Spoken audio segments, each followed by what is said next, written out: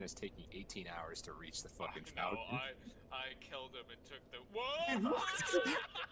Larry's Get not in. in the car. Get in. You know what? You go ahead, bro. I'll grab this warthog. Oh, Larry's gonna make it this time. Yo, just barely. Uh-oh. Goodbye, fellas. Uh-oh, Larry's not making it. We took the name with us, as we didn't think that the Swan would want it anymore. Well, when Edward Bear said that he would like an exciting name to himself, Christopher Robin once said at once without stopping to think that he was Winnie the Pooh. And so he was. So, as I explained the Pooh part, I will now have to explain the rest of it. You can't be in London for long without going to the zoo. There are many people who begin the zoo at the beginning, called weigh-in, and walk as quickly as they can past every cage. Ow. Oh, he has a grab. Well, see you later, lads. He's gonna throw me off the, yep.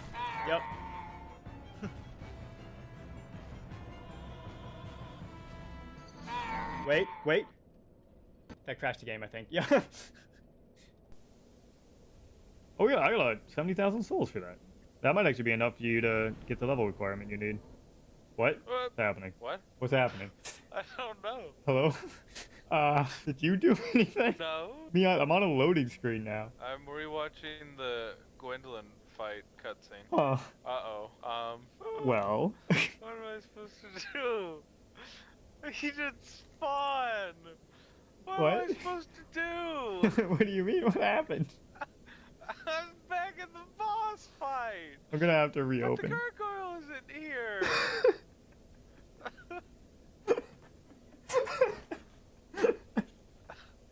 What am I supposed to do? And there turns out the real boss was your inner demon. So how are you feeling? Oh, I'm sorry. Like, it's literally just Ornstein and Smo. That'd be pretty funny. Be kind of fitting. What?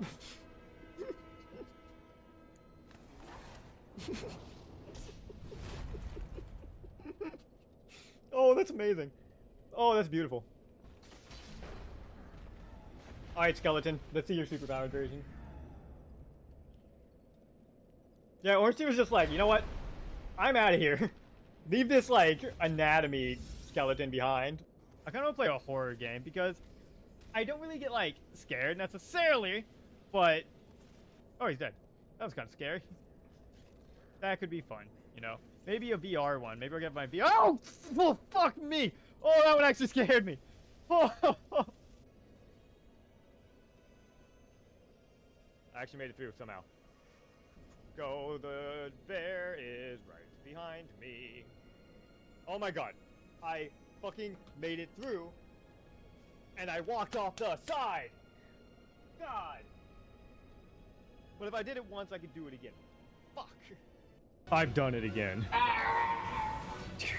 No, not the scarab! This time it was an Elden Ring Night Rain, and every time I died, I added a new random sound effect. The results were pretty funny. I'm really hungry, though.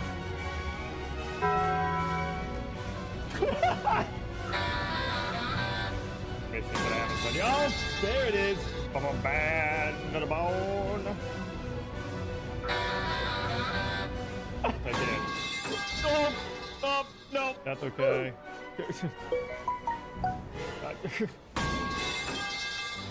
Oh, metal pipe! Thank you, Goose. Oh my god! I'm gonna do it. Yeah, I agree. Thanks, Yoshi. Guys, I don't know about this. Okay. It was so clean to this point. Alright, here we go.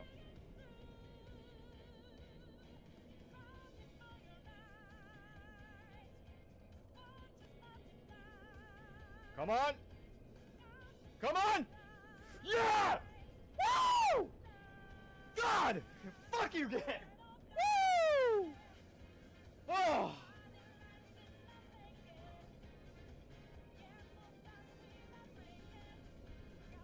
Oh my god! Oh. Okay. Oh. Woo! Sorry for anyone's ears there, but... Oh. Oh, thank you for the. Oh, that's a big raid. Welcome back, JSM. Thank you for the raid. How you doing? Welcome to this content. All right. Hello. Set a marker. There we go. Hello. Welcome. Welcome.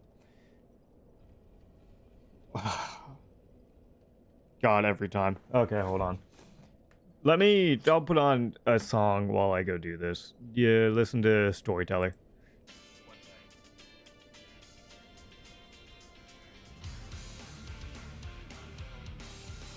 There we go. There we go. Fixed it. It's literally, I make a joke about it, but I think I'm literally Pavlovianly trained to have dry hands every time I stream. I don't know what it is, but man, oh, it drives me insane.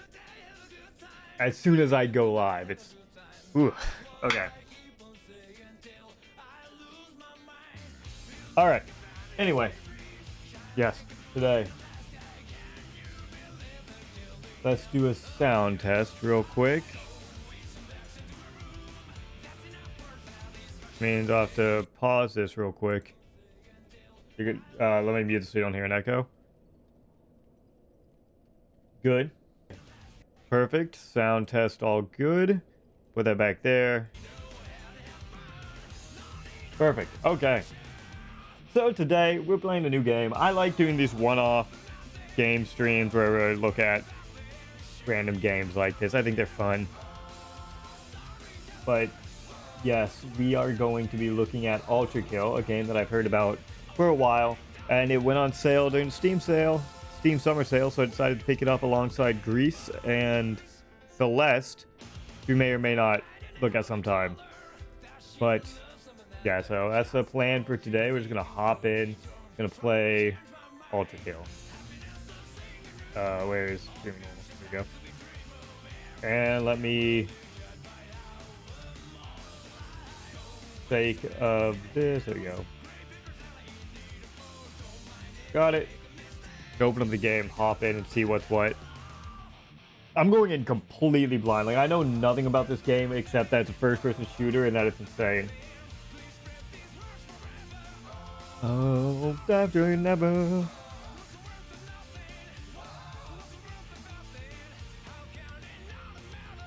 Go. Okay.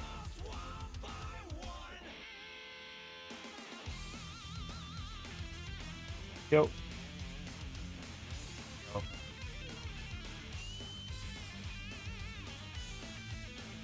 It's too bright. There we go. Latest version 2.112.08.06 does not seem to be working.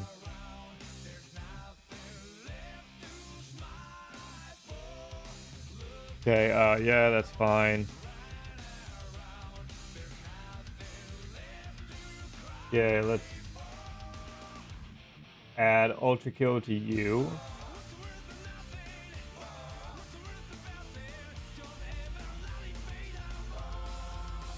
Turn that down a little bit.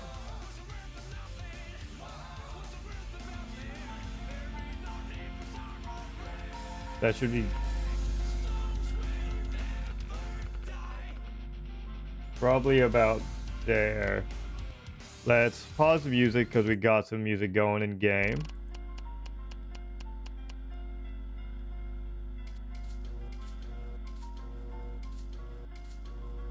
Smooth, clear, easy to read. Rough pixelated warping. Well, let's do PC, I suppose. There you go. You can see it now. It's going to be a bit stretched in the beginning.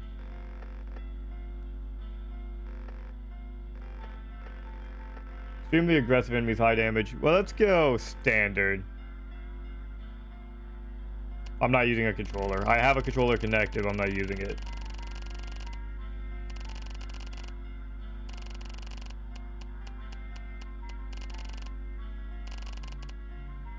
There's my controller vibrating over there. I'm controlling my phone. Approaching hell. Mankind is dead, blood is fuel, hell is full. What an opening. That seems like it's really loud too. So first things first, let's I want to change resolution down to that. And then I want to change this to not full screen. Otherwise, I'm going to have to change some stuff. There we go. Not full screen. There we go. That's better for all of you. VSync on's fine. Field of view's fine. All that's fine. Freeze gore physics. You can put that all the way up to 500,000. That's fine. Up that gore as well. That's totally fine. General, remember last weapon variation. Fine. Audio, we're going to need to turn that down. Let's put that at like 50. 50 is going to be too high. Lower that to like, let's say, lower it by half. That's still going to be pretty loud. So let's lower that a little bit more. Lower that to like 20. That should be good. Sensitivity needs to go down too. Sensitivity, let's lower that to, let's say, 35. That's still so fast. Lower that to 15.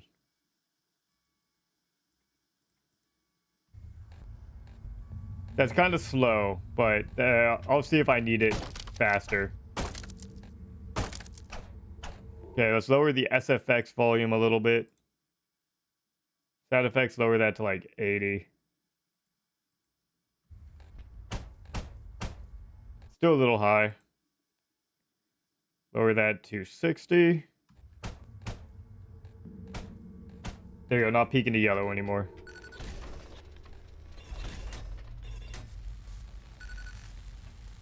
Dash through danger. Okay, cool.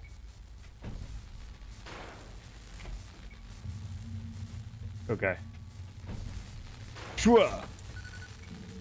Deal close range damage to douse yourself in fresh blood. This is the only way to regain health. Okay. Can I change the controls? Because I would like to change... all that's fine, but melee I want to change. Yeah, here. Change to that, please. Perfect. In the air. Okay. Will I remember these controls?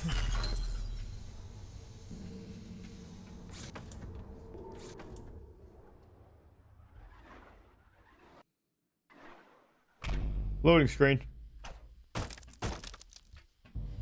New Blood presents.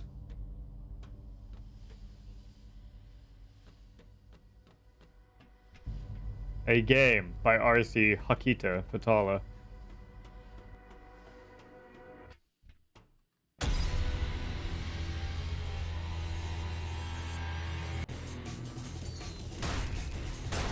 Oh my god. Oh, we're just hopping right in, huh?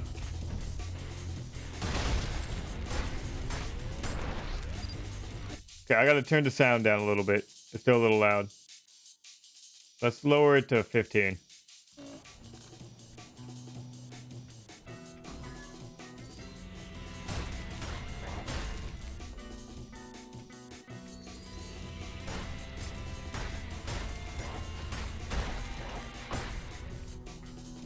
Damn.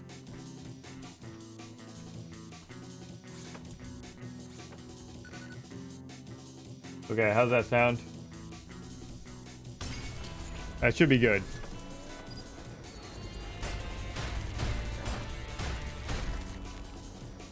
Yeah, get that fresh blood.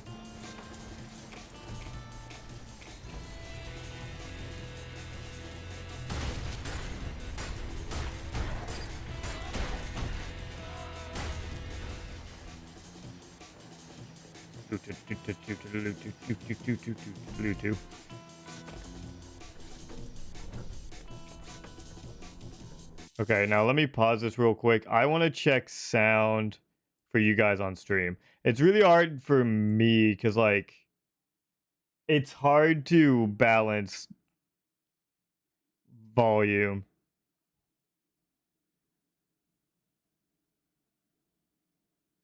Let's go back and look at combat.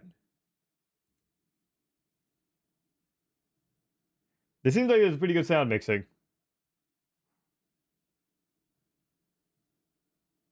Yeah, this is good sound mixing. All right, so now I don't need to worry about it anymore. Throw this down here. Let's go.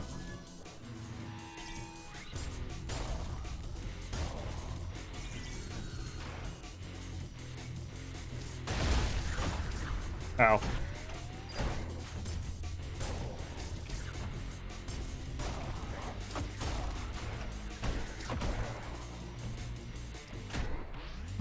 There we go.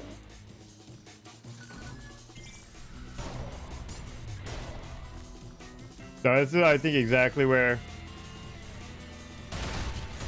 I need my sensitivity to be, or I'm going to be missing everything.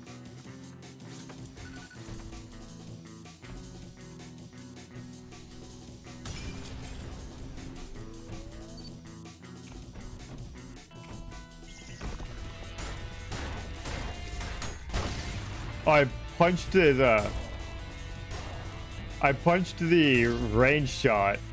Good to know that I can do that.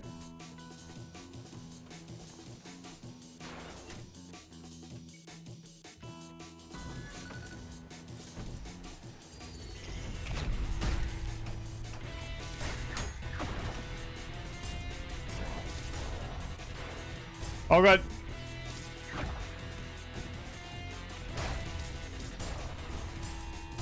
There we go.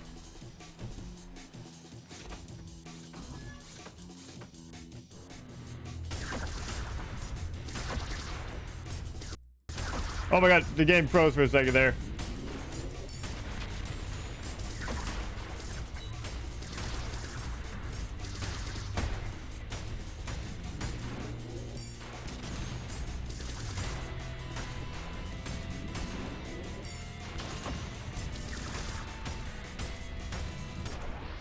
I got him, barely. Oh boy. This game is fast. Oh, I came from this way. Whoops. Fast and chaotic, just how I like it.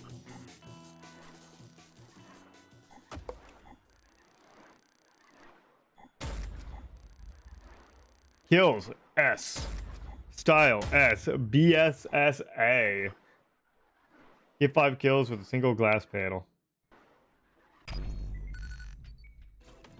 What is this? Okay.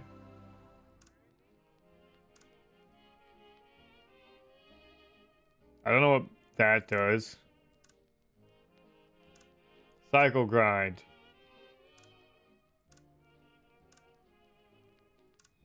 Press Alt-Fire to throw a coin. Hit an airborne coin to deflect. Sure.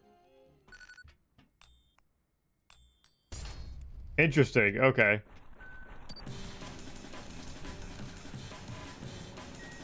The meat grinder. Oh, there's someone behind me. I didn't even notice. That's crazy. Oh god.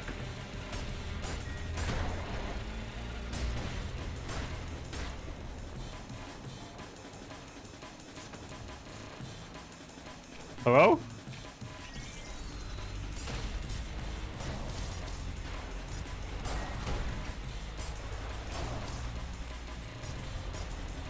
Oh, that's a meat grinder.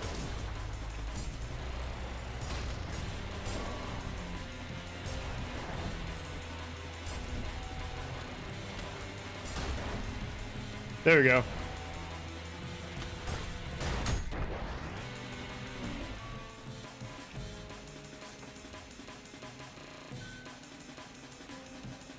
Checkpoint.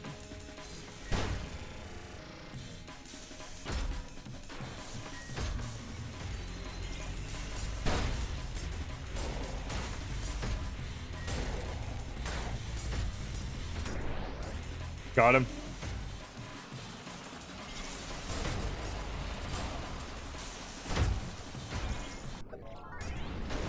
Whoa!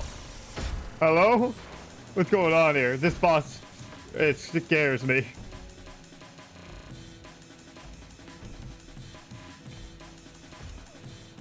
Oh wait, I've already been here. This way then?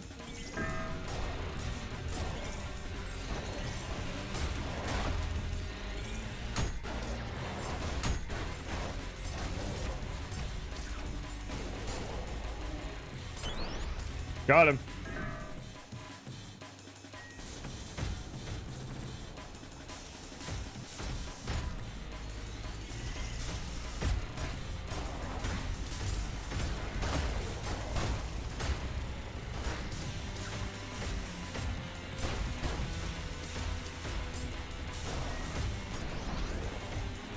There we go. Got them all. Don't want to go down there. Man, there's so much happening. I don't even know. ASAA, I'll take it.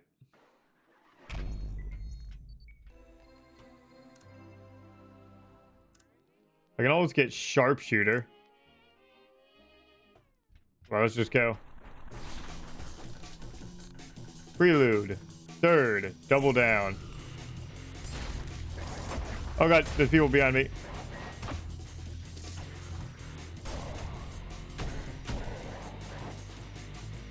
Oh, hello. Didn't even see them. Starting off on the wrong foot on this level.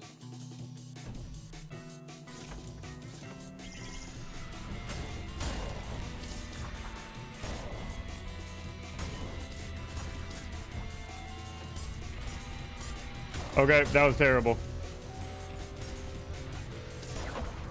Ow. I am doing terribly so far.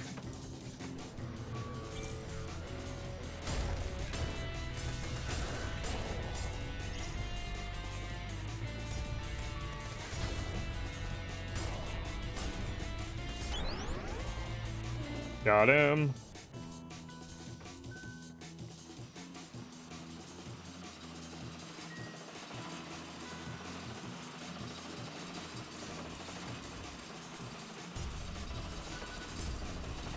Insufficient firepower. All right. Back down we go. Okay. Ooh, hello. Well, I still can't do anything there. Hello?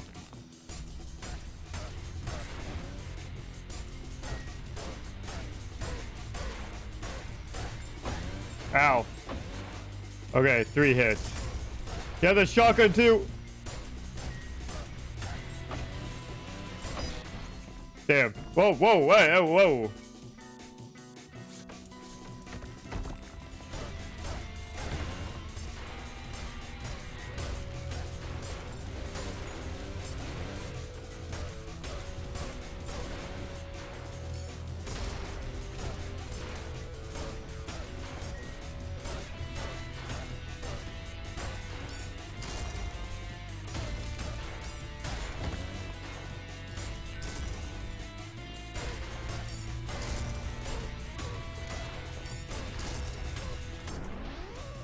There's phase 1 down.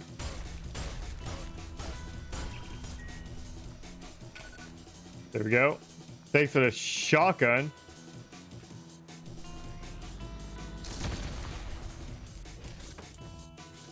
Is there ammo, or is this purely like I can just use whatever weapon I want for the task forever? And blast.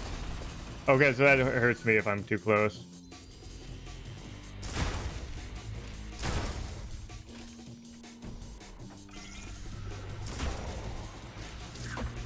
Ow.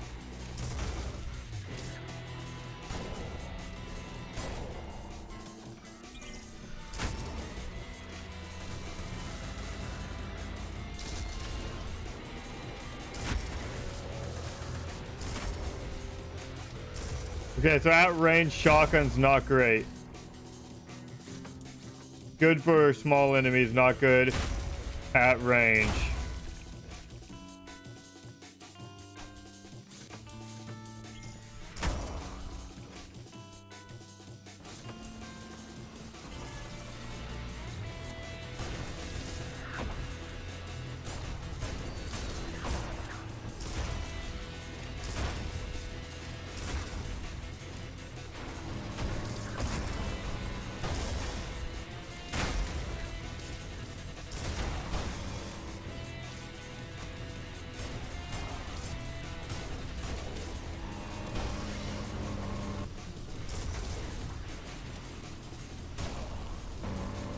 There we go.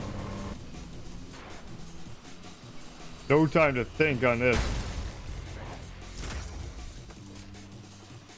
There we go.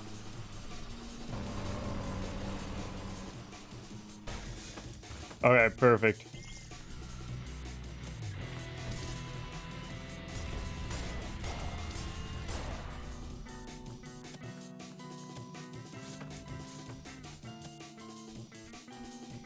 Oh man. Let's see, weapon, shotgun, pump charge, core eject, sawed off. Okay, it's fine.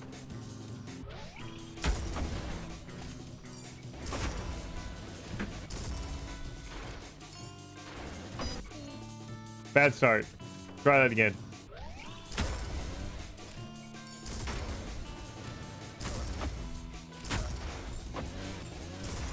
Okay, so that's still 3. Good to know.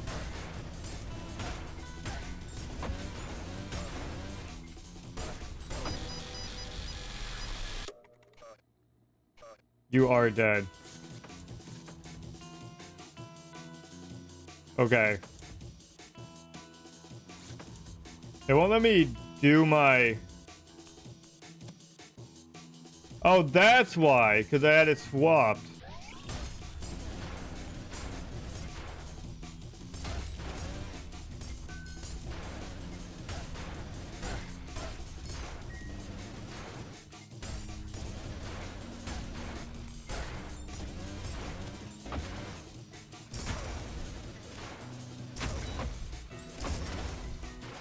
That was new. Oh, I tried to dash through it.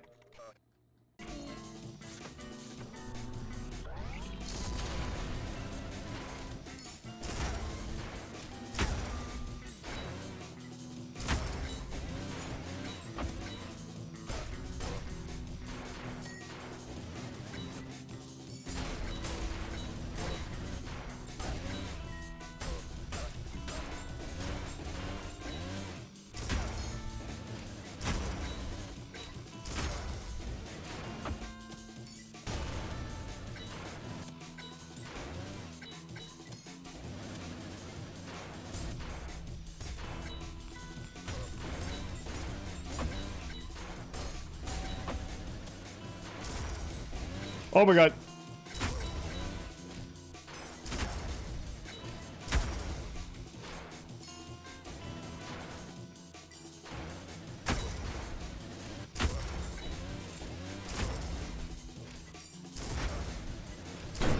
Yeah, get out of here. Fuck, this game's gonna... Oh, this is gonna be the death of me later. I can already tell. My brain's gonna be like frying, smoke's gonna be coming out of my ears.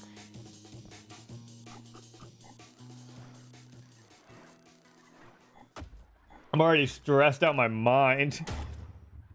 Ooh, C. To be fair, I did have to restart like 3 times. Sharpshooter. Hold alt fire to charge a piercing beam that ricochets. Sure.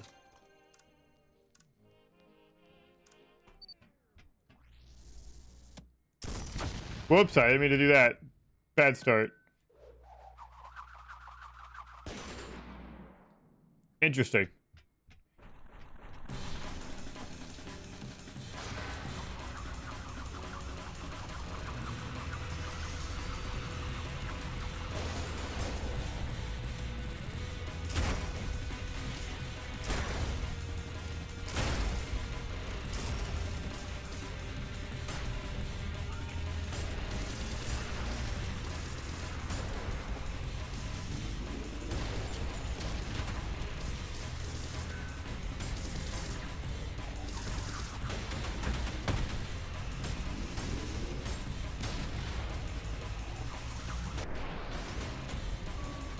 There we go. Now I see a thing up there.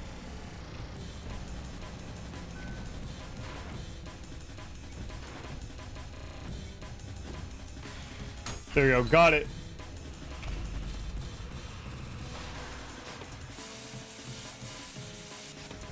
Okay.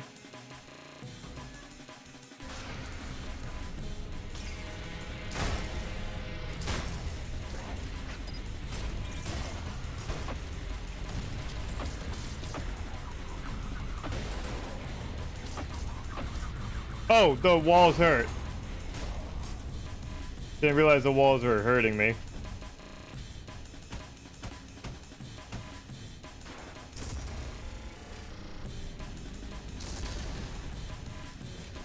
I see the secret in there.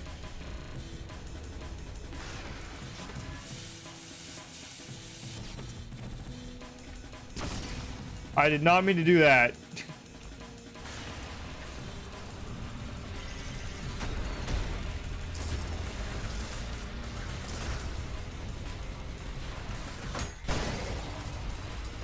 Oh god.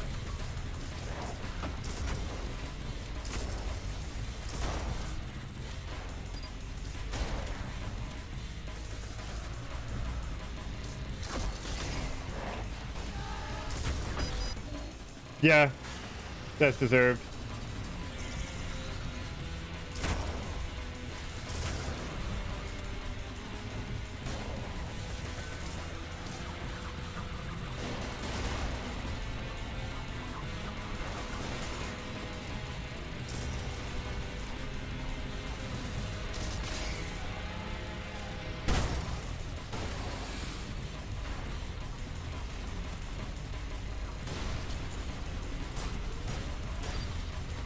There we go. Got him. Oh, there's more.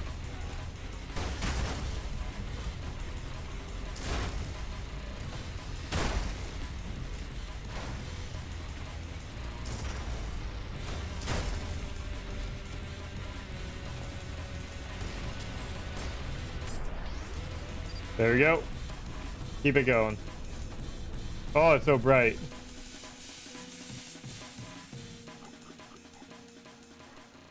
Oh man, this game is so stressful.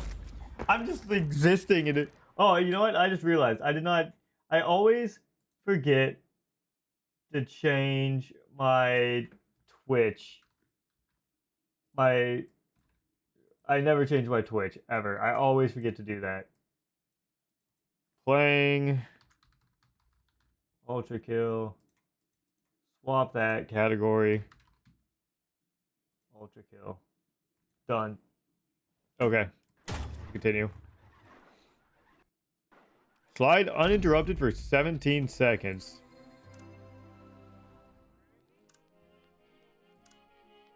Press all fire to pump your shotgun, increasing the power and decreasing accuracy of the next shot.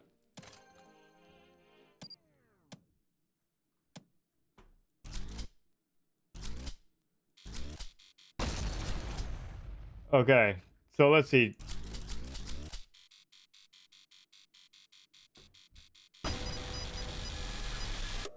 Okay. So you can pump twice. Good to know. And then I think I saw an option that was like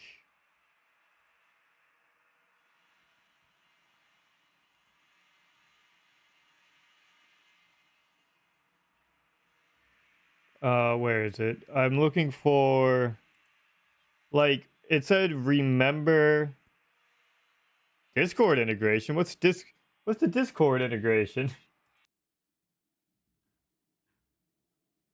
I have no idea what that is.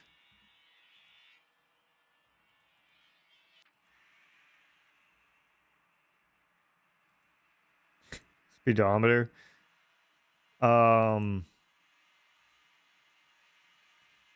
Trolls.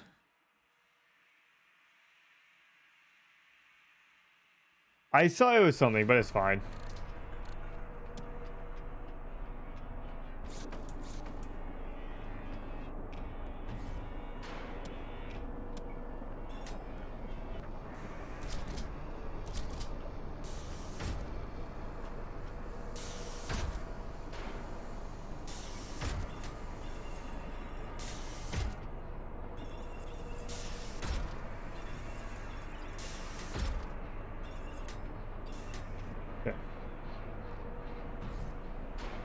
No.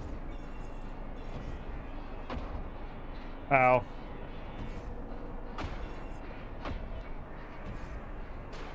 Well, good to know that it won't kill me if I hit a level geometry like that repeatedly.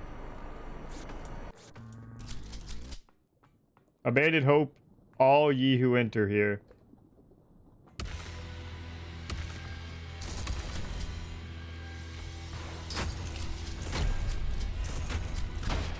Ow.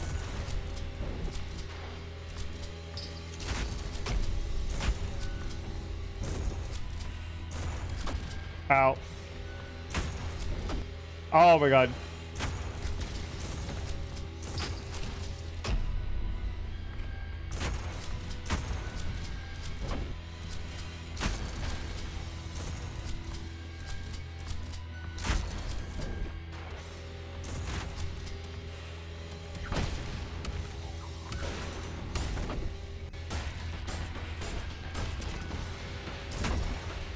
Two of them. Oh my god. Oh my god, having two is really hard to figure out what's happening. Oh, god damn it.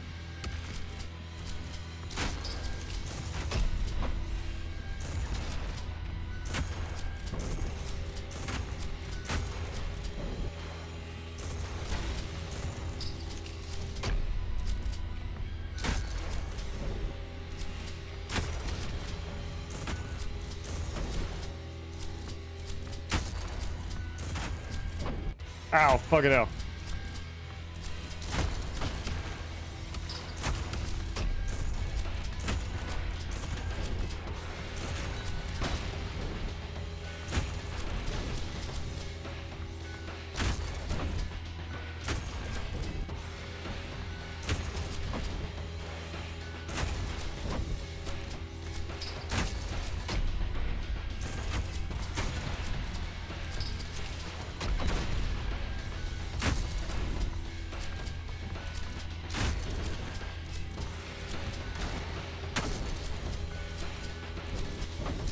Oh my god.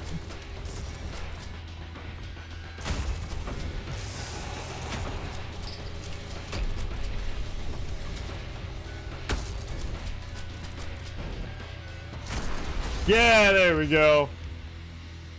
Oh my god. To tell you, this game is stressful. Like, it's like my brain is working on overcharge. I'm overclocking my brain every time I'm doing anything in this game. Oh boy.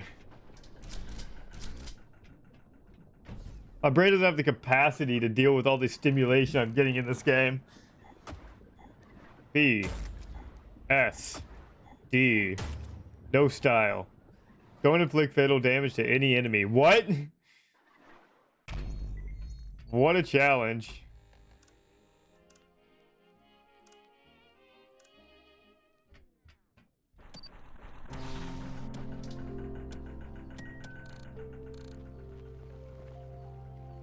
Heart of the Sunrise.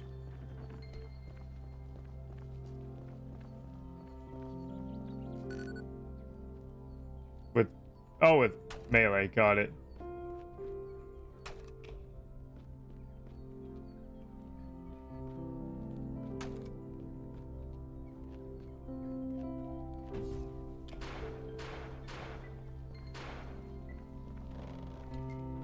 Okay. There we go.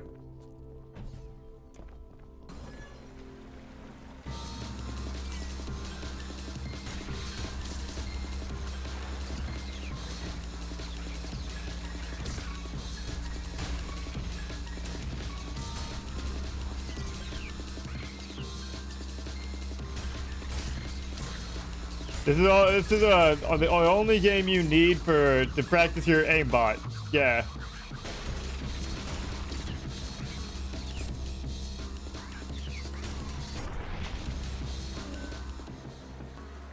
If you want to get better at McCree, here you go.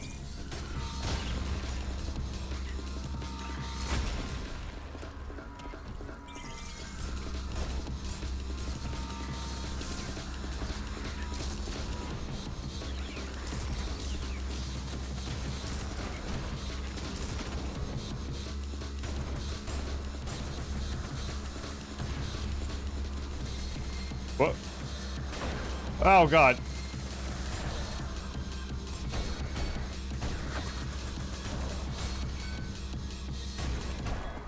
Yeah, take him down. B for brutal. Oh my God.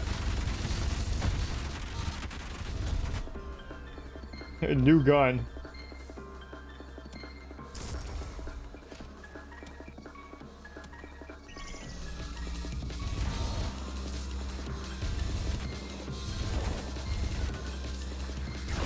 Oh my God.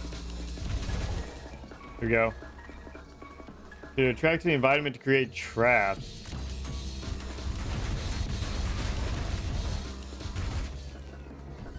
Your favorite gun momentarily. Or for now.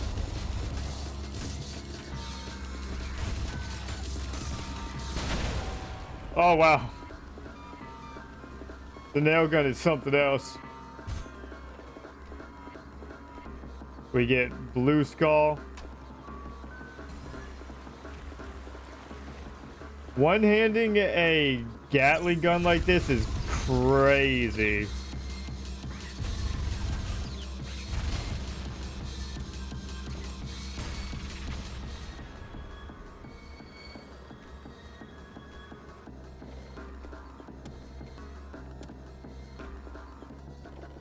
Is there even anything in here? Doesn't look like it.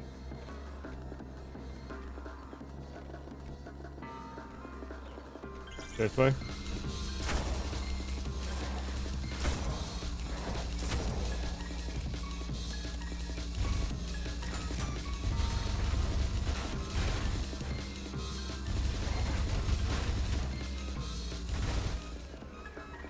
I don't really know how to use the nail gun. Do I shoot it? I don't know. Okay. I've got myself turned around and lost. No, not that way. I'm going this way?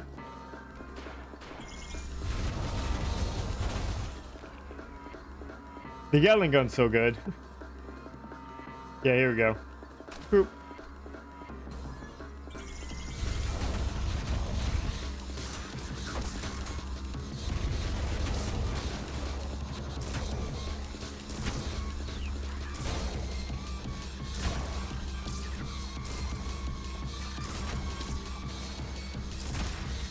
I think you have to shoot the nail gun.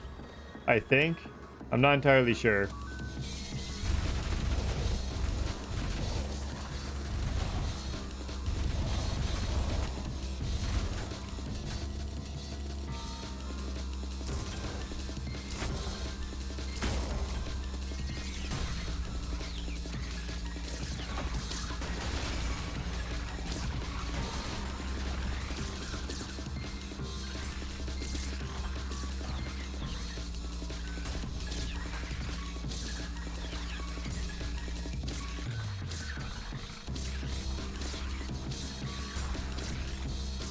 I'm trying to shoot this fucking coin.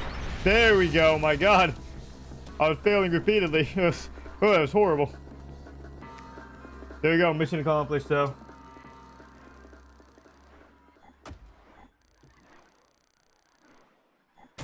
I'm gonna need a nap after this, man. I feel like this game feels so good, though. Like, if you can get through and get to like muscle memory, I feel like this game goes crazy. Overheat, let's see. All fire while shooting to overheat for a quick burst of high damage at the cost of heat sink. Heat sink recharge while not firing. Whoops. Interesting. Well, let's grab sawed off. Chainsaw?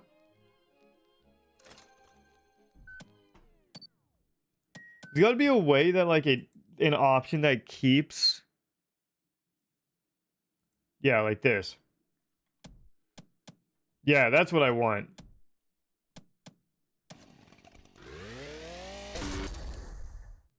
Well, that's crazy.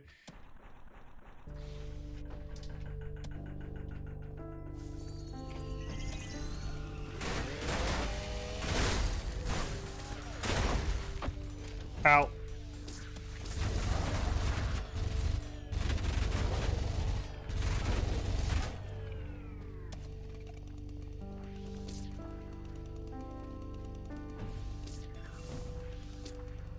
I hear...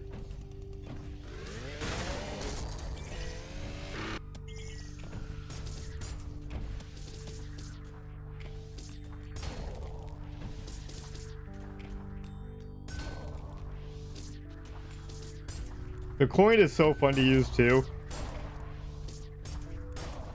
This game's just overall so fun to use. Now, where is the skull?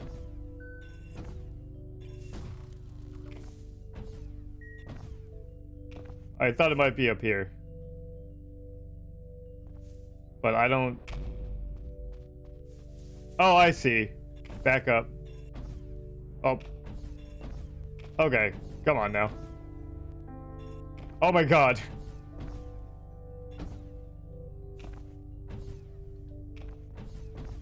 There we go.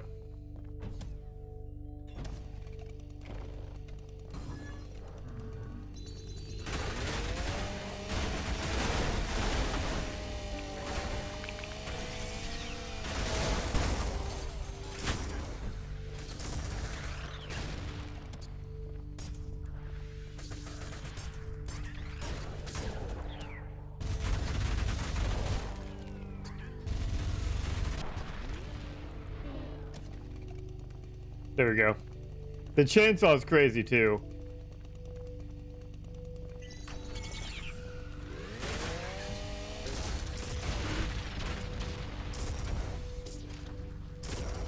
I missed.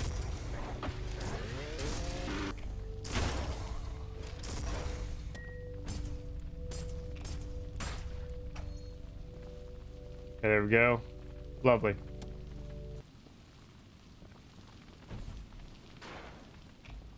Checkpoint.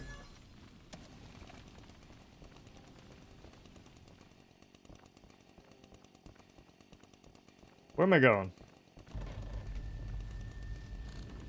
Wow. The Birding World Limbo.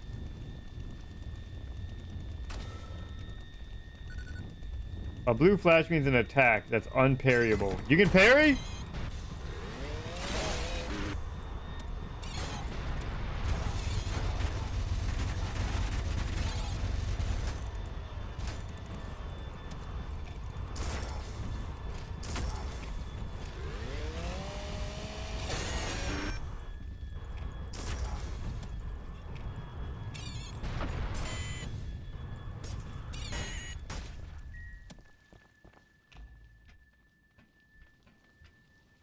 Okay.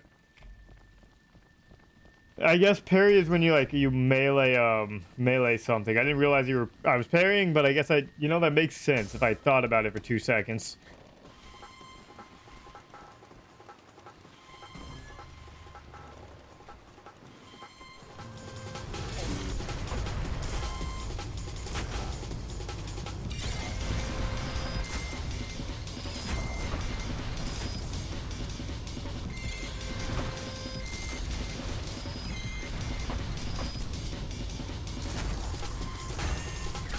Oh, damn it.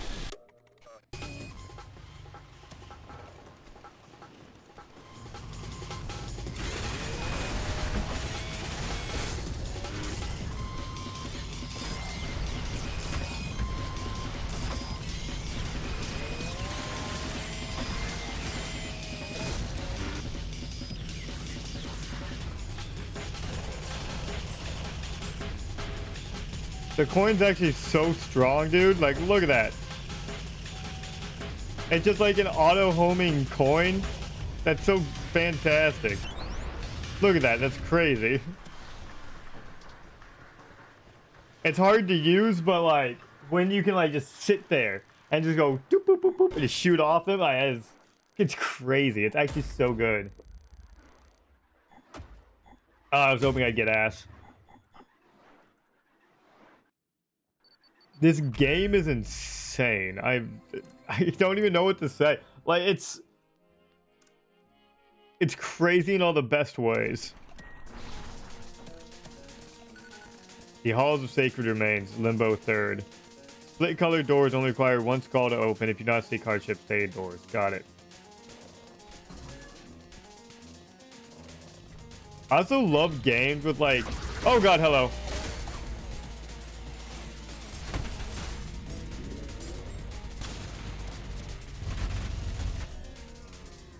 There we go.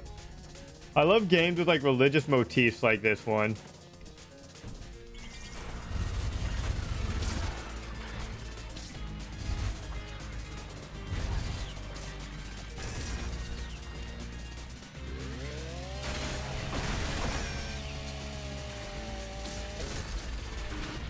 There we go.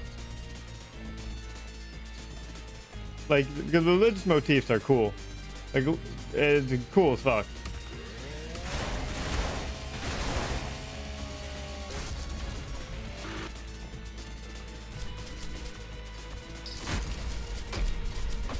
Ow. Ow.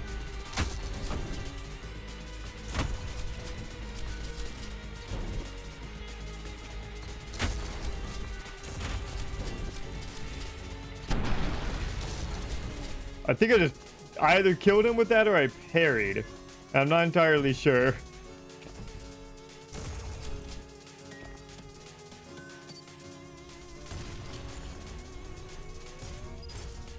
Did I not break through that? Unfortunate.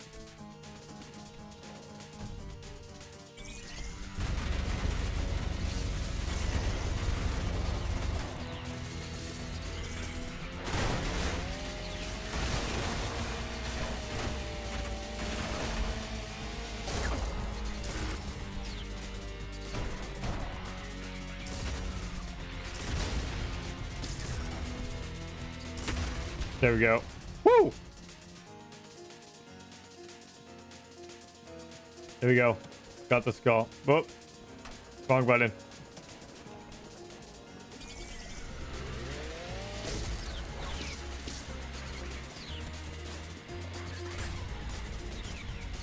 No, no, no, no, no!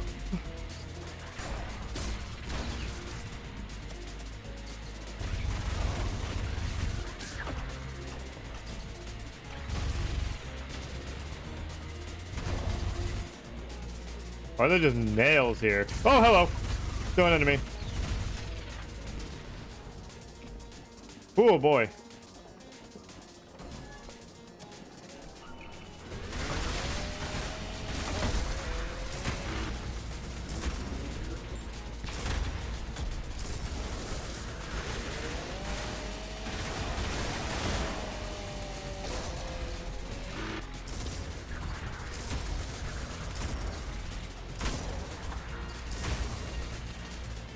And yoink! Shotgun, so good. Oh, this game just feels.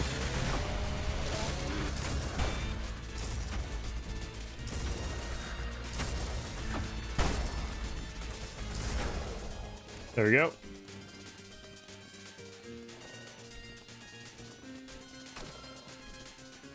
Two. Do I have enough to get overheat? Nope.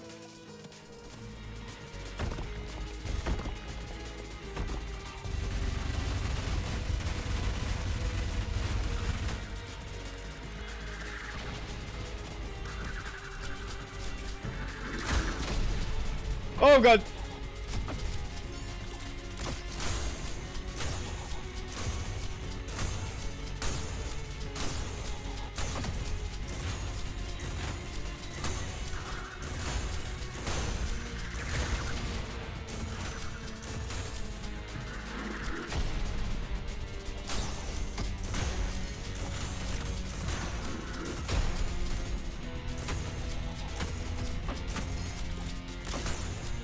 I can't move.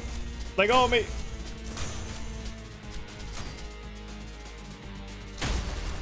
Okay, there we go. I have to shoot like.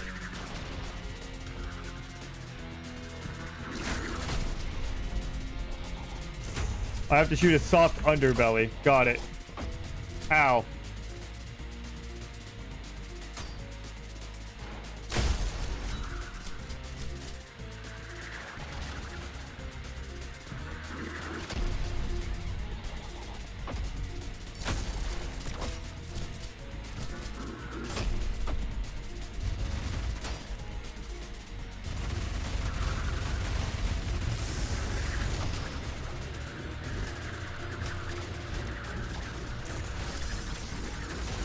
There we go. Get out of here, hideous mass, if that is your real name.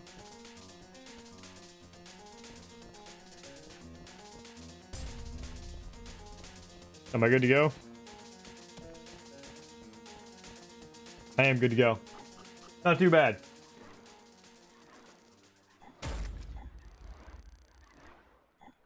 SCCB.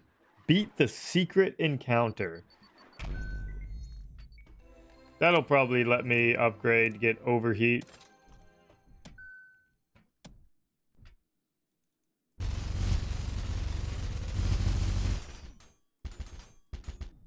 Interesting.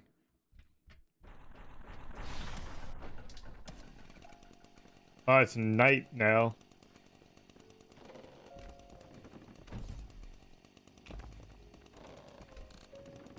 Limbo Climax Clair de Lune.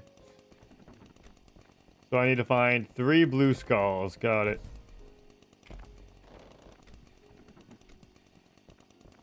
Go left first.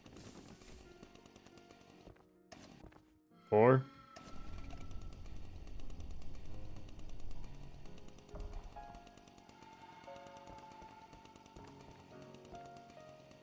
Uh-huh. Okay.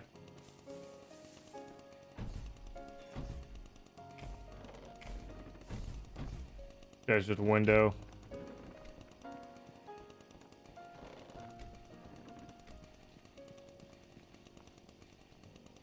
I'm so confused. I'm also I gotta up the brightness just a little bit. See, where is brightness? I saw for a second. There we go. Wait, hold on. Yeah, this is good. This looks good. That's a good level of brightness, I think. Probably just like 1.5. It's a little bright. We can lower that to like 1.3. There we go.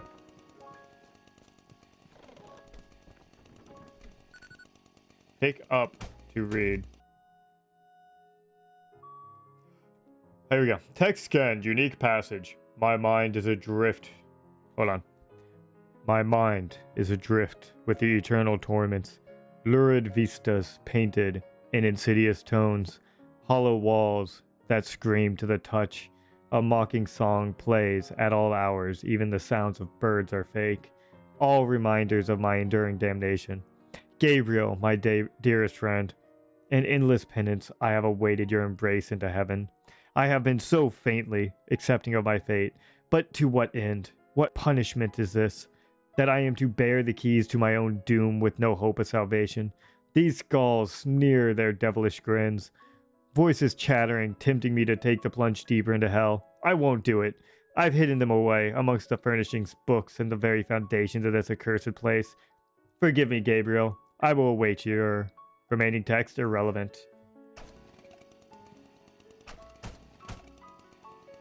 Okay. So, forgive me. The skulls are just around here somewhere.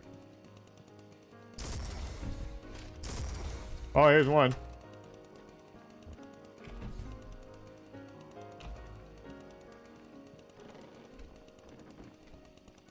Hey, Shadow. Welcome. Welcome to the chaos that is... Hello? That is Ultrakill. Not there. Not there. Not there. Not there. Not there. He said amongst the books too.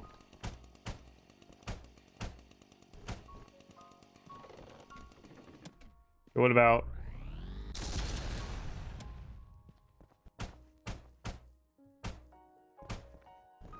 There we go. I just had to fully push it out of the way.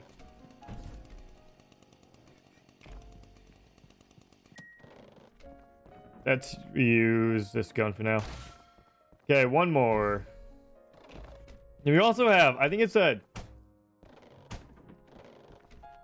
fight the secret encounter. I don't know how we find 1, 2, and 3, but there we go.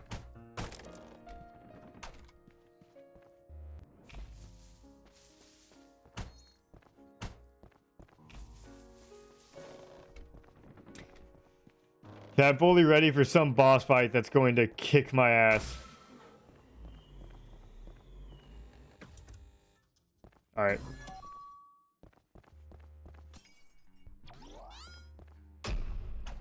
Hello.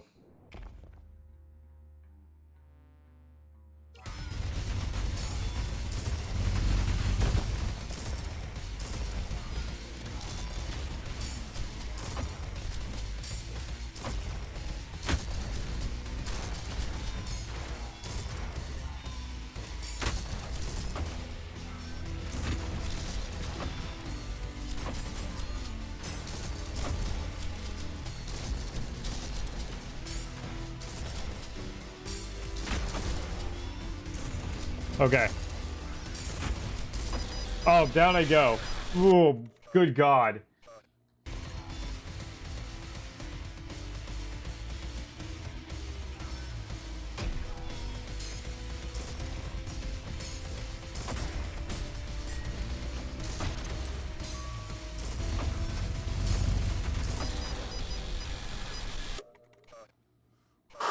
Yeah, this is what I was expecting.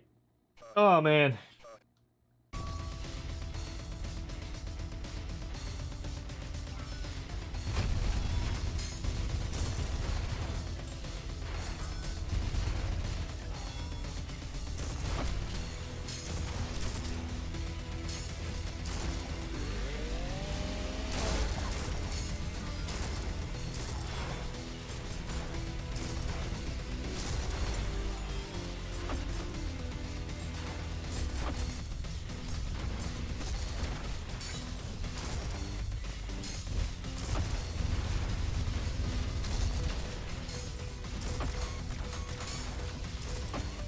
Oh my God.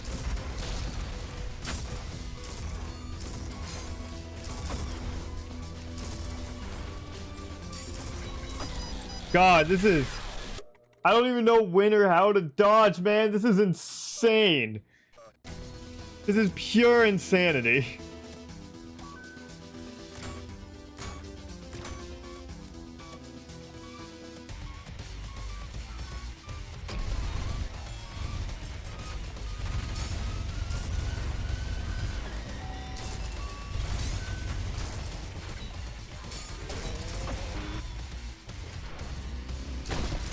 Ow. Good God.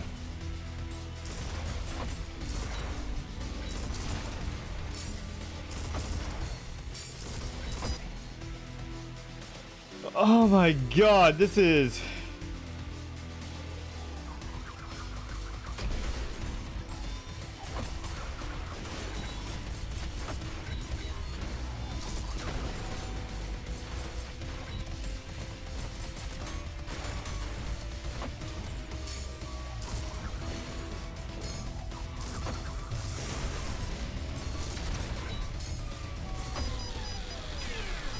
I don't even know what I'm doing. I'm like, when, how, what?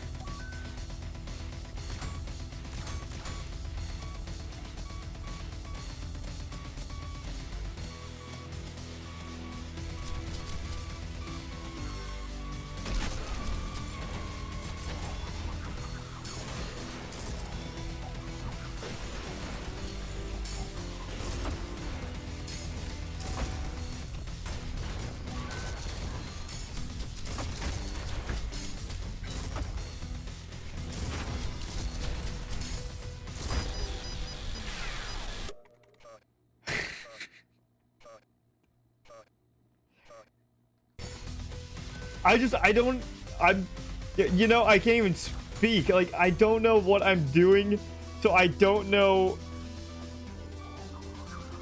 how to, like, not take damage against this guy.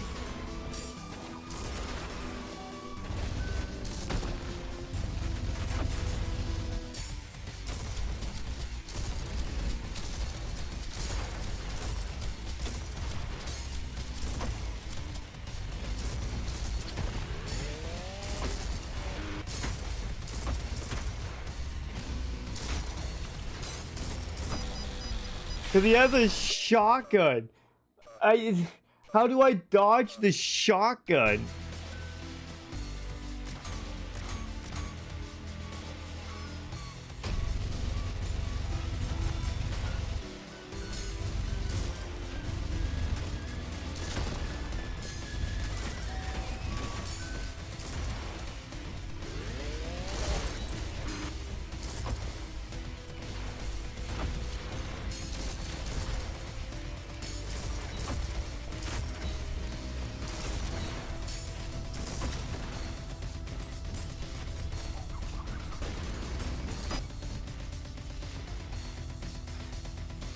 This is painful, man. This is so painful.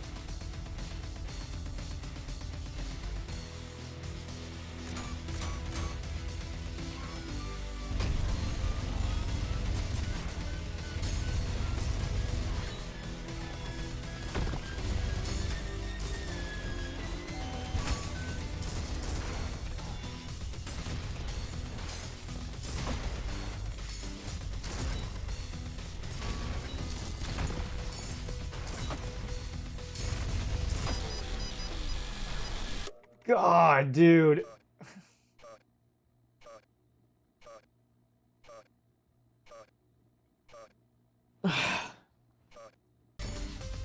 Okay.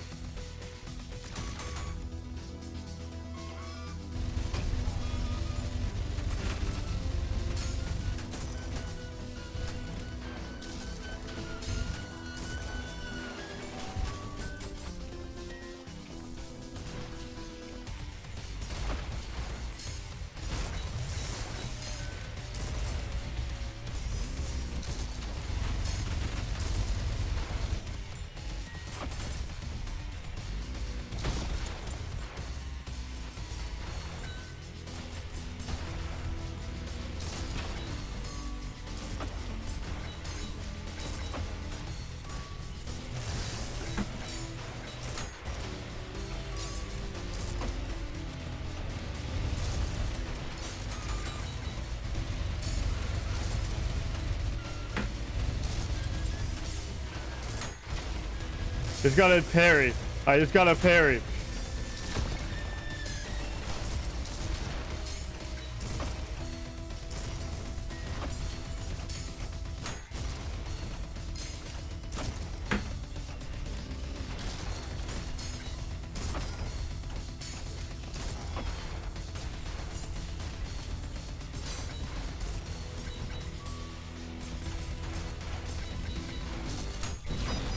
Oh, I shot it.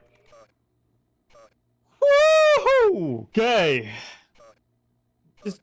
Just give my brain a second before I hop back into this. The parry is important. My brain does not have the capacity to figure out when to do things, but it's fine.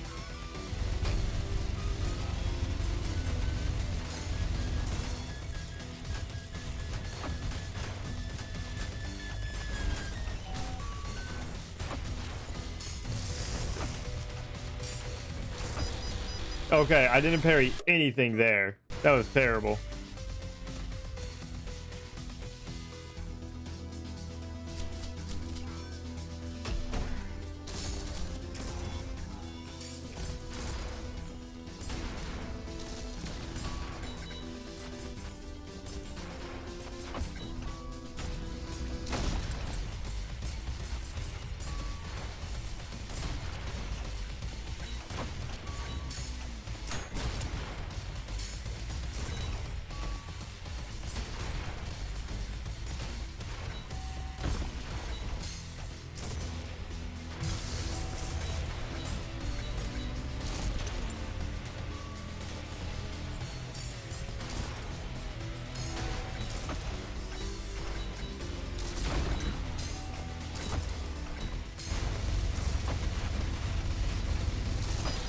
Damn it, that was so close. Dude, coin is OP, man.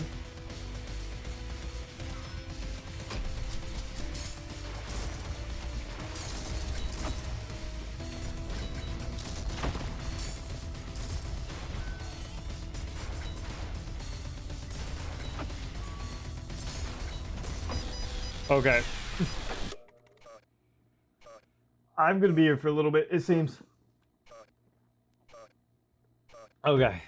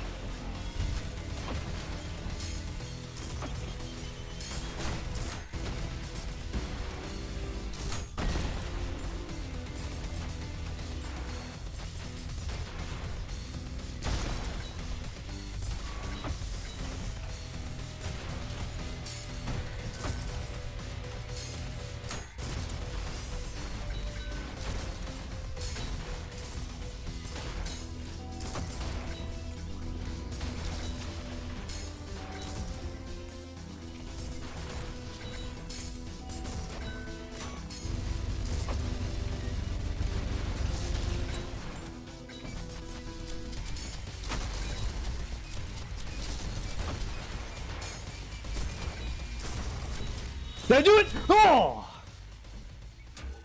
Oh!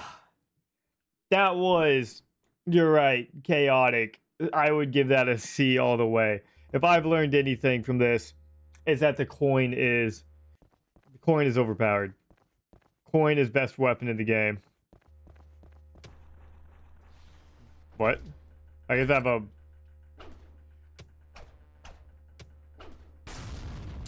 What? That's crazy. Claire de Lune standard. Dude, this game is so stressful.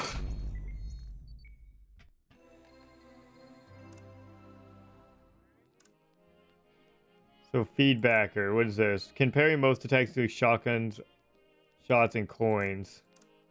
Slow punch with high damage and knockback. Hard punch to blast shells inside knuckle, causing a shockwave. I mean, I'm probably just gonna stay with the feedbacker.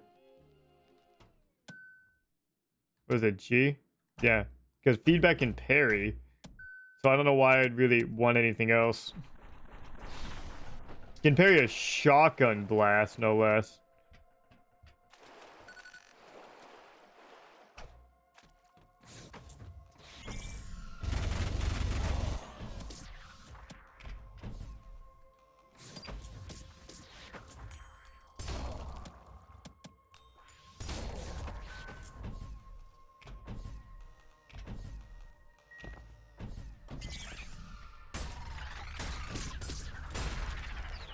Oh no. Let me back up. There we go. Shroop. Shroop. Like, this would be the exact time I'd guess you want the Knuckle Blaster. But they're giving me too many controls to try to remember. There's no way I'm going to remember.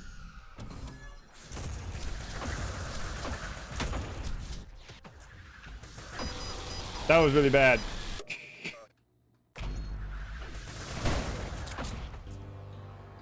Whoa! That was crazy. I was not expecting that.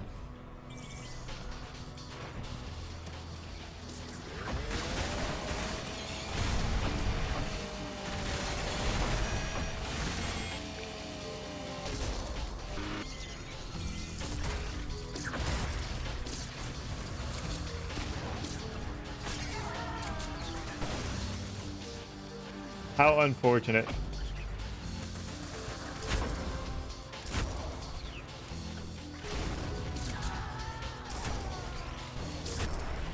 So against bosses, I probably want the other fist, like, primarily.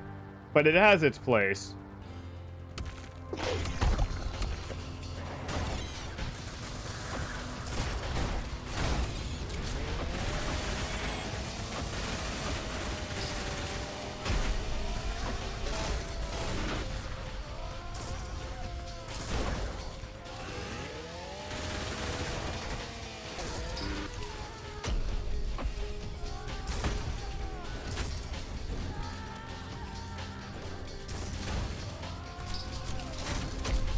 Ow, damn it.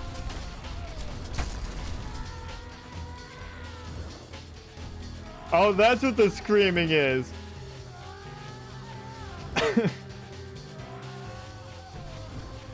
Hold on.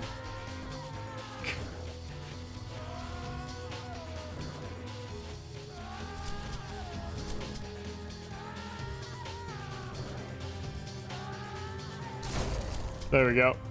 Poor guy. Didn't stand a chance.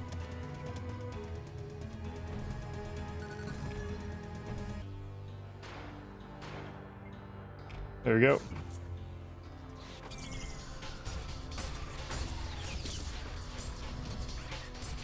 Oh, I'm missing. Ow.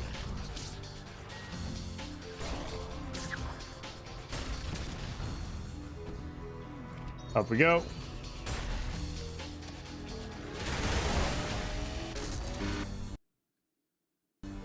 Oh, the game froze for a second. I was worried.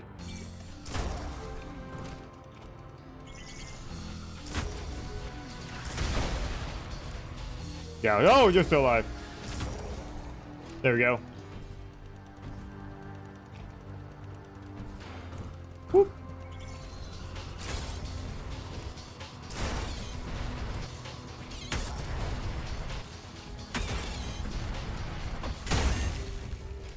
There we go. Supreme.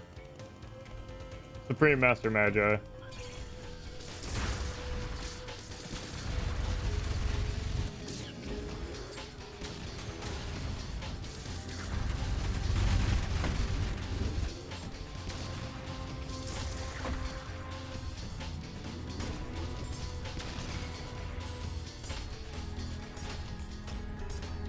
There we go.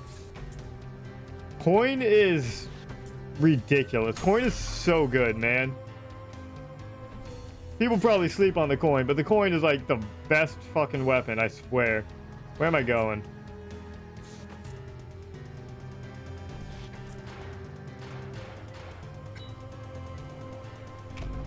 Here. Okay. Down we go. CAC, CAC, don't open any normal doors. I don't even know how you do any of these challenges. Still don't have jump start. Shoot, shoot.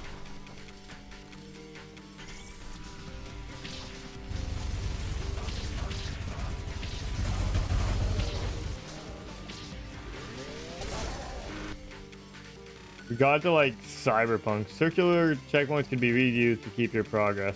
So that's good to know. Whoops.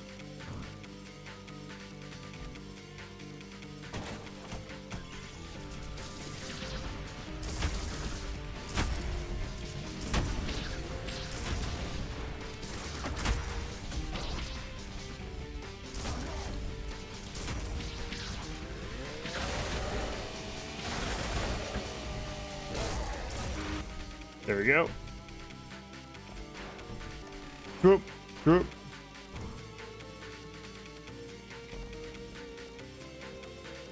Sometimes I get to a level and I'm very confused on where I'm actually supposed to be going.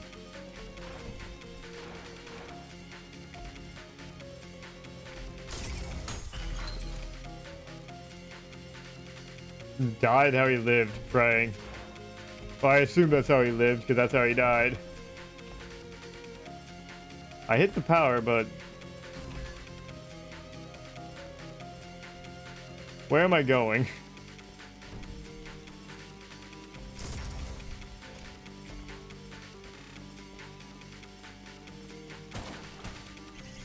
There we go, that's 2.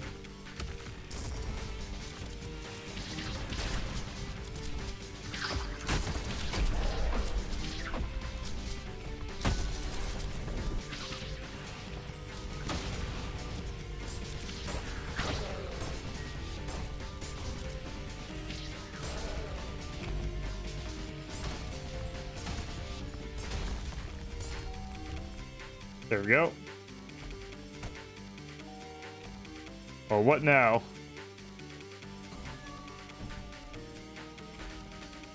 I hit 2 power things, so is there another one I need to hit somewhere?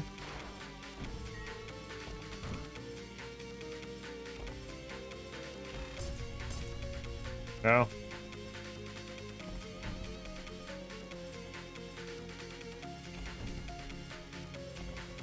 Oh, here we go.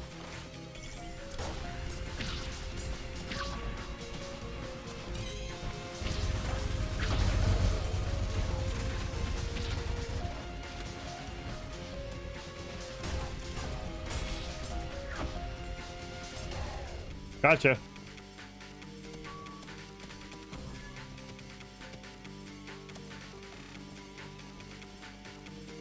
And there, now we can leave. Fantastic. Easy game.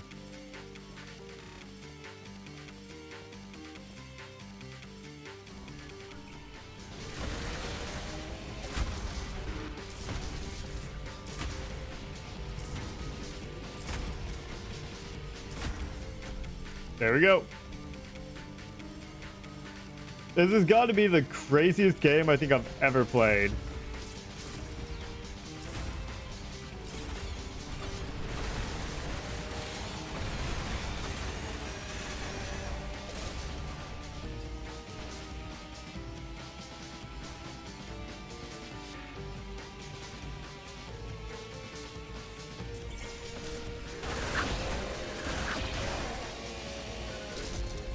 Use a feedback blower and can parry projectiles.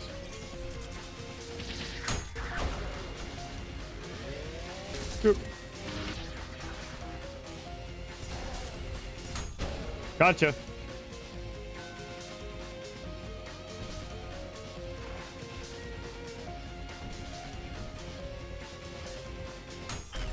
Worth it.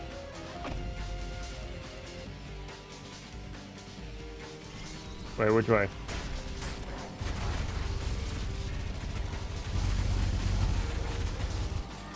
Yeah, goodbye. There we go.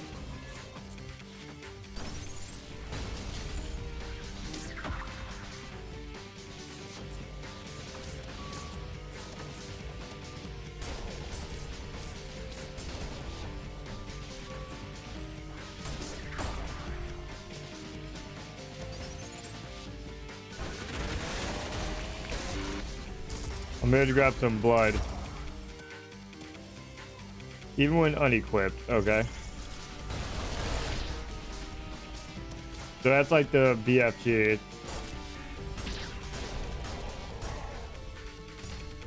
Oh, they're all dead.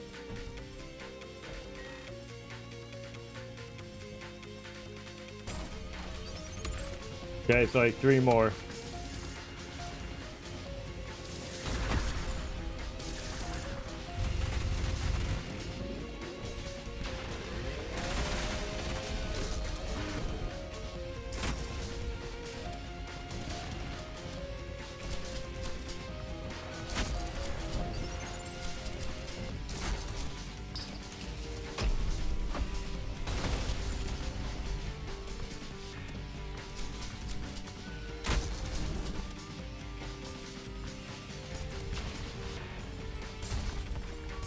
They got him.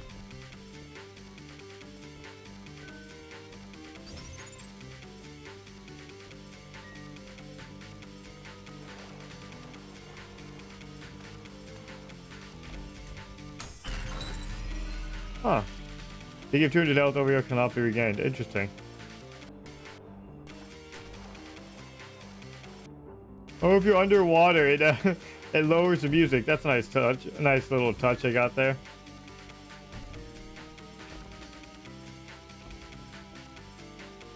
To the basement.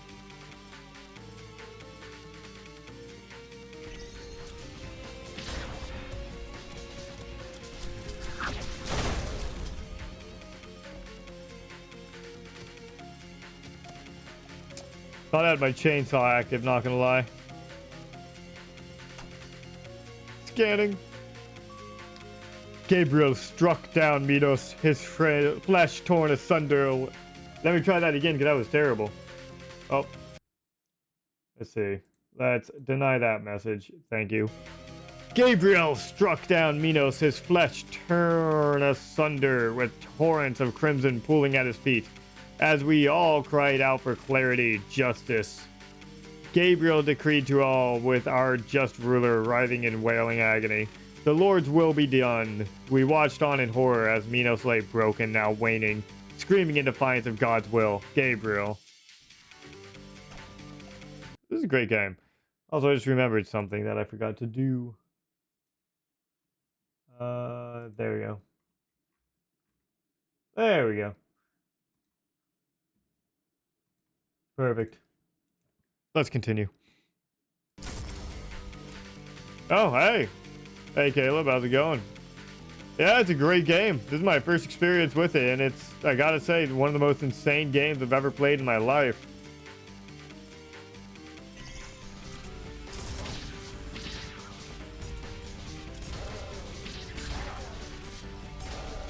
Gotcha.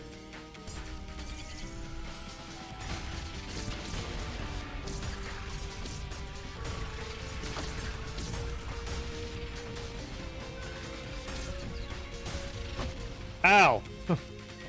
That was unfair.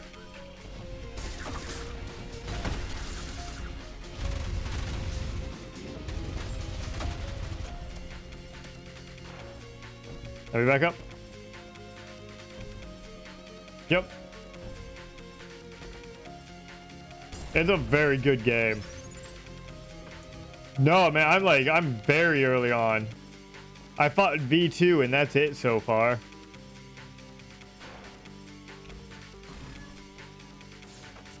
That's where I came from. Like I'm barely through the tutorial right now. Or not a tutorial, but the prelude.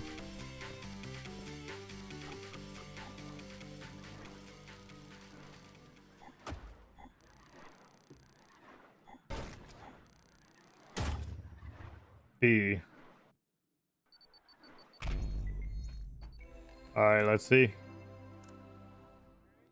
Can't get those yet. Already have that. Okay, cool. Yeah, well, don't spoil anything. Let me experience it all firsthand.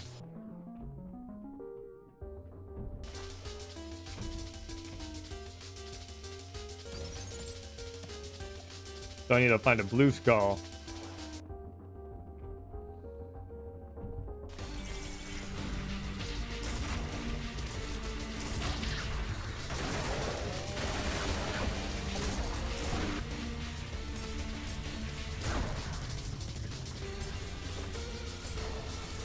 Whoop. There we go.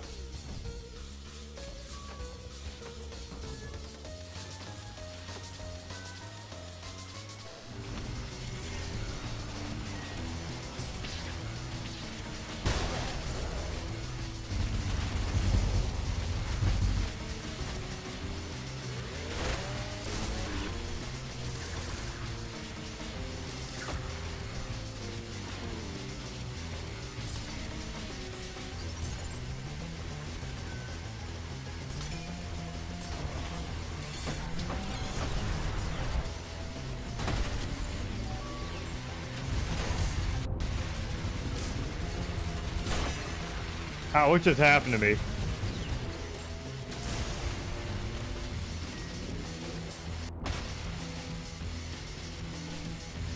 Okay, give me a second.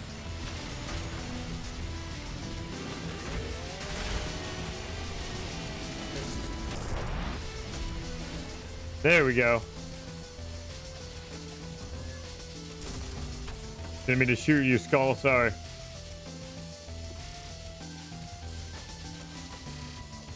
I gotta remember where I'm going.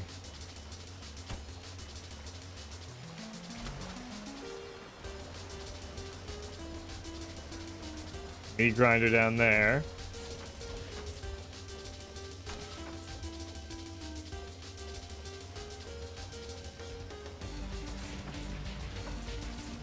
Wait, hold on.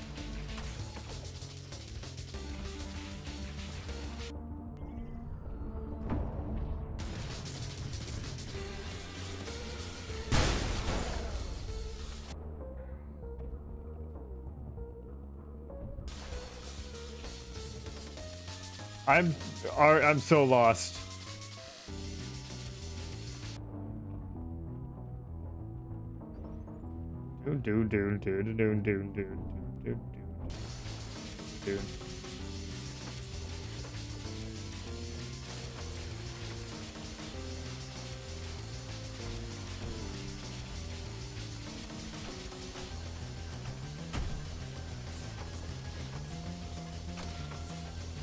Maybe I put that here and that'll open up some doors over here.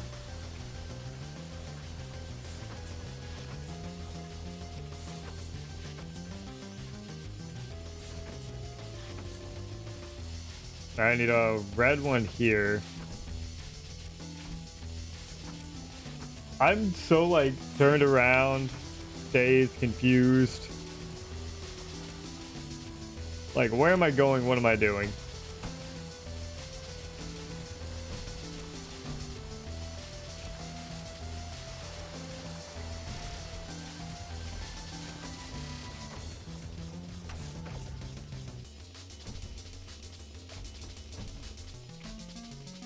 Yeah, I don't know if I've been up here yet.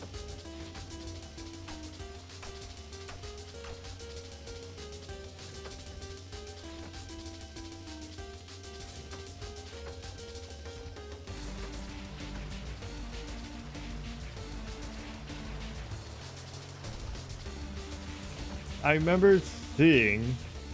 But if I put this on here, this door closes. There's a bunch of enemies in my way over here.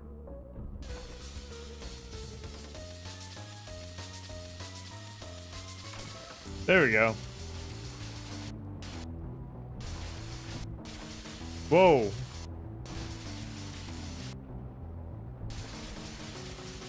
There we go. Alright, I figured it out.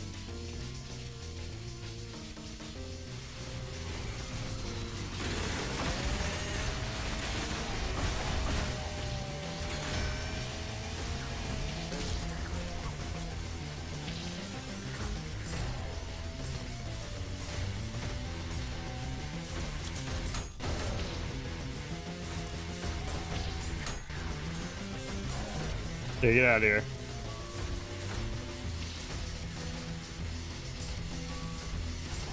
There we go.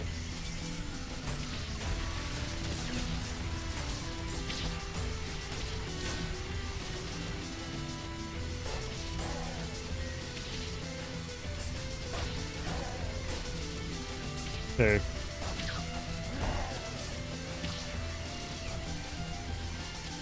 Where'd he go?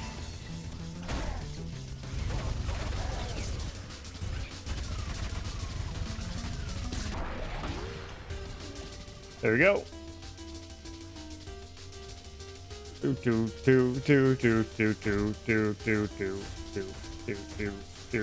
Where am I going? This way.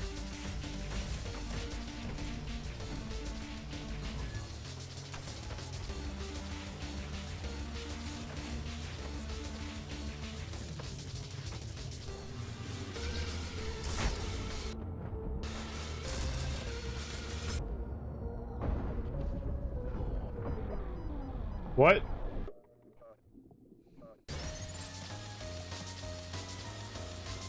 Wrong way. No, that was the right way.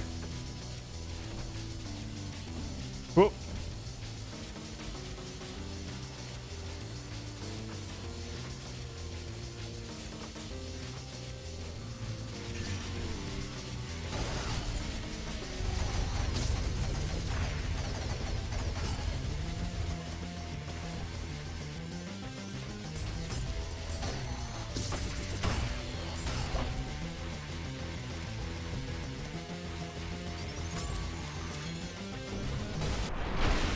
Yeah, Mind Flayer, get out of here. Didn't stand a chance. Didn't stand a chance. Oh, another one.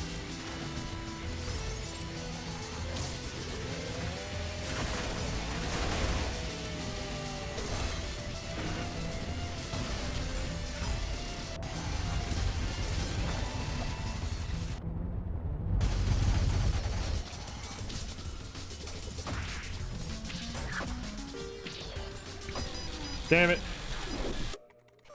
The Mind Flayer stood a bit more of a chance there.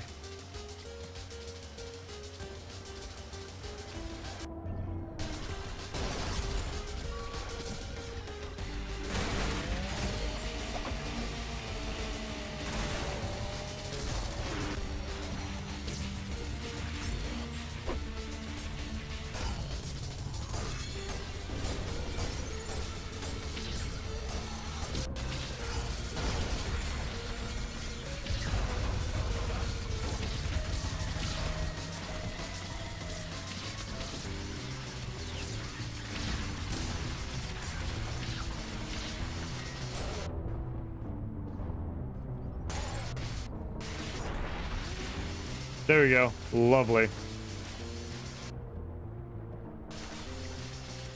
Ooh, makes my arm tired too, man. My right arm is not made for this Twitch first-person shooter.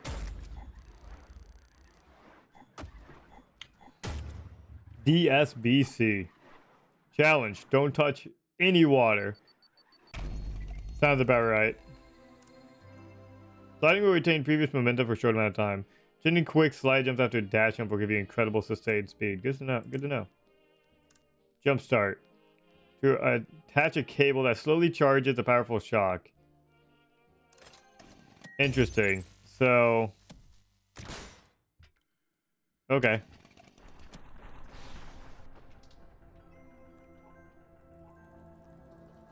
Faster! Court of the Corpse King. Lust Climax, huh?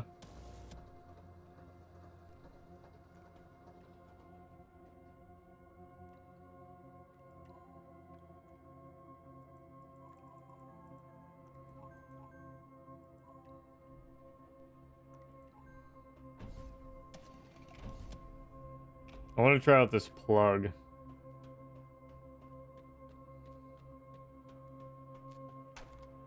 Take that.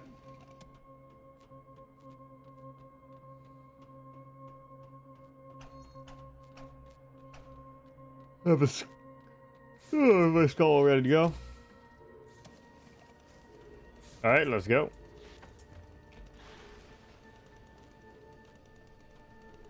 How long have I been streaming? 1 hour 39 minutes. Cool. About right.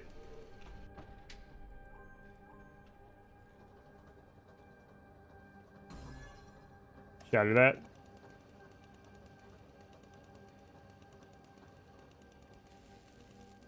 Hello?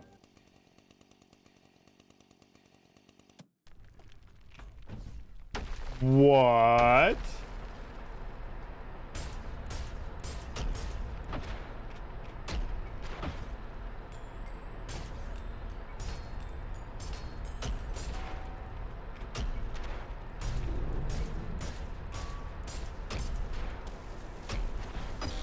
Damn it, I tried to jump, but I was a little too slow. Whoops. Is this giant hand the lust we're talking about? Because I don't see it.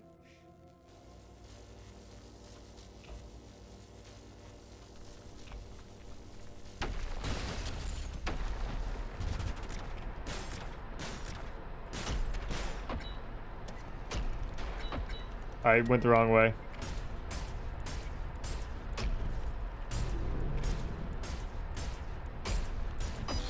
God damn it.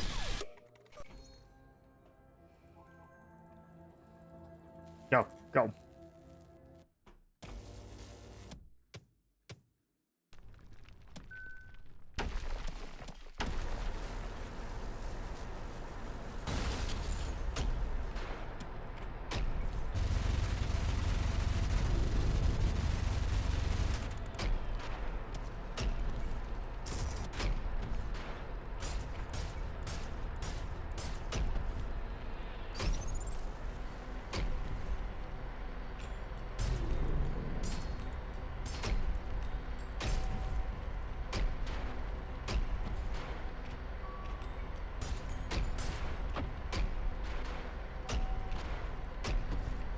God damn.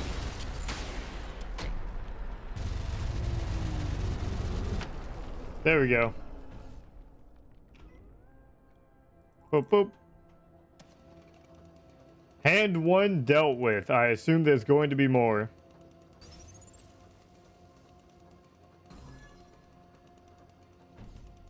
Nope. Okay, I'll catch back up later.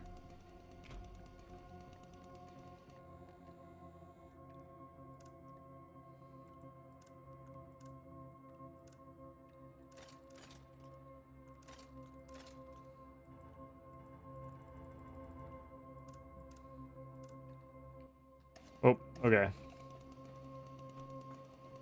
So we need to get the red skull here.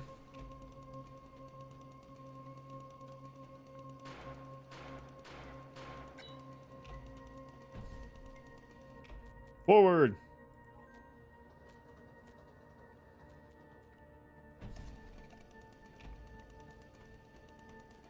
Oh, speaking of the red skull, it's just right here. That was easy.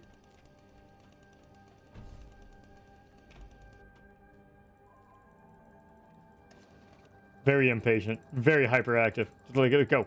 Go back faster. Thank you. There we go.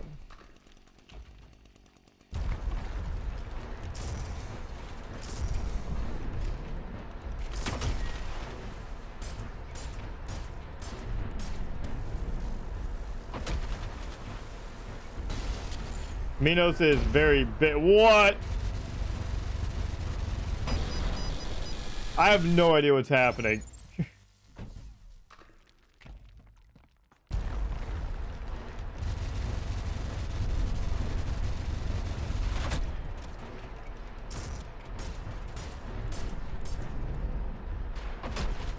I don't know how to dodge this man right now.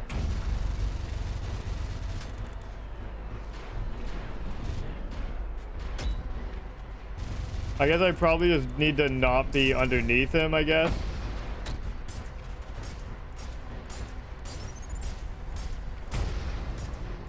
What? What? What? What the? What?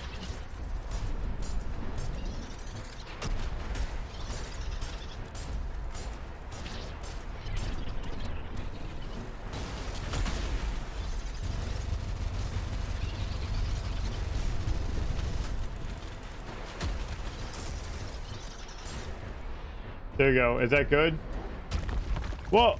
Did I beat King Minos? Did I do it? That wasn't too bad. That was quite shocking, but that wasn't too bad. Oh man. Oh. Well, I hope I got an S on kills. There was only one thing to kill. So we got through Limbo and Lust. You know, I never even looked at colors. I can change all the colors if I want to. Could make it look absolutely horrifying. Okay, so that's an hour and 45. It hasn't been that long, but this game takes so much out of me.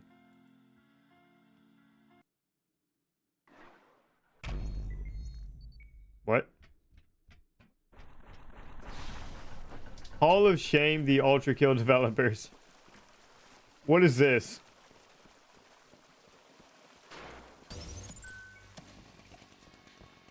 So I keep all my upgrades into museums, so that's pretty cool.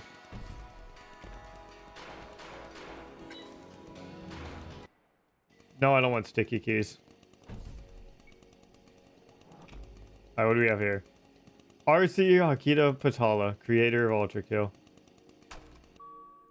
Heya, welcome to the Developer Museum. I'm Hakita, the lead developer of the game. I started off working on the game mostly by myself, but over time, the game has grown a lot, and I've gotten so many wonderful people helping me out over the years. So here they all are. This museum is mostly created by the Vizard, with just touch-ups, iterations, writing it. Additional Easter eggs by me. You can find him in the restroom down the hall and to the left. Take a look around. The first floor is for all the people who have helped out with the game's development, and the second floor is all the kinds of other neat development-related things, like cut content and early versions of stuff. There's also plenty of Easter eggs hidden around the museum. Most developers will have a book like this in front of them in which you can read details of how they helped in the creation of the game. Oh, that's so nice. Alright, let's take a look around. Start in the art room. Francis Z, 2D artist. Francis joined the team in 2021, around the start of the Wrath Layers development, when he picked up the general artist by New Blood thanks to its incredible Ultrakill fan art. Some of the biggest contributions include the designs for Leviathan, Ferryman, and pre-corpse version of Minos and Sisyphus, as well as their portraits. George, I simply wouldn't be here without this game, and I'm happy it's Ultrakill.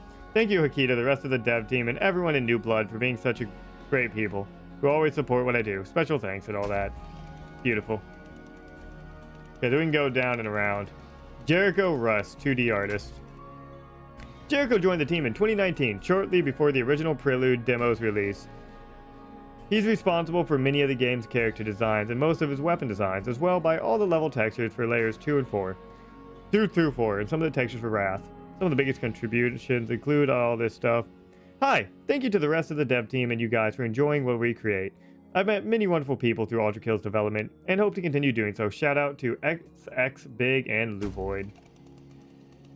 I like the art for these characters as well. Or these characters, the dev team. There's none for Tony. Big Rock BMP. Big Rock joined the team in early 2019 during the Prelude's development. He was the first concept artist for the game, and they're responsible for the design for many of the game's bosses, such as the game's first ever character design, the Sword Machine. When Hakita asked me to design a boss for his game, I had no idea what Ultrakill would become this big. To see so many people draw fan art of the characters I've designed is both intimidating as it is inspiring me to continue. Try and grow as an artist, and I hope my work inspires someone to pick up a pencil as well.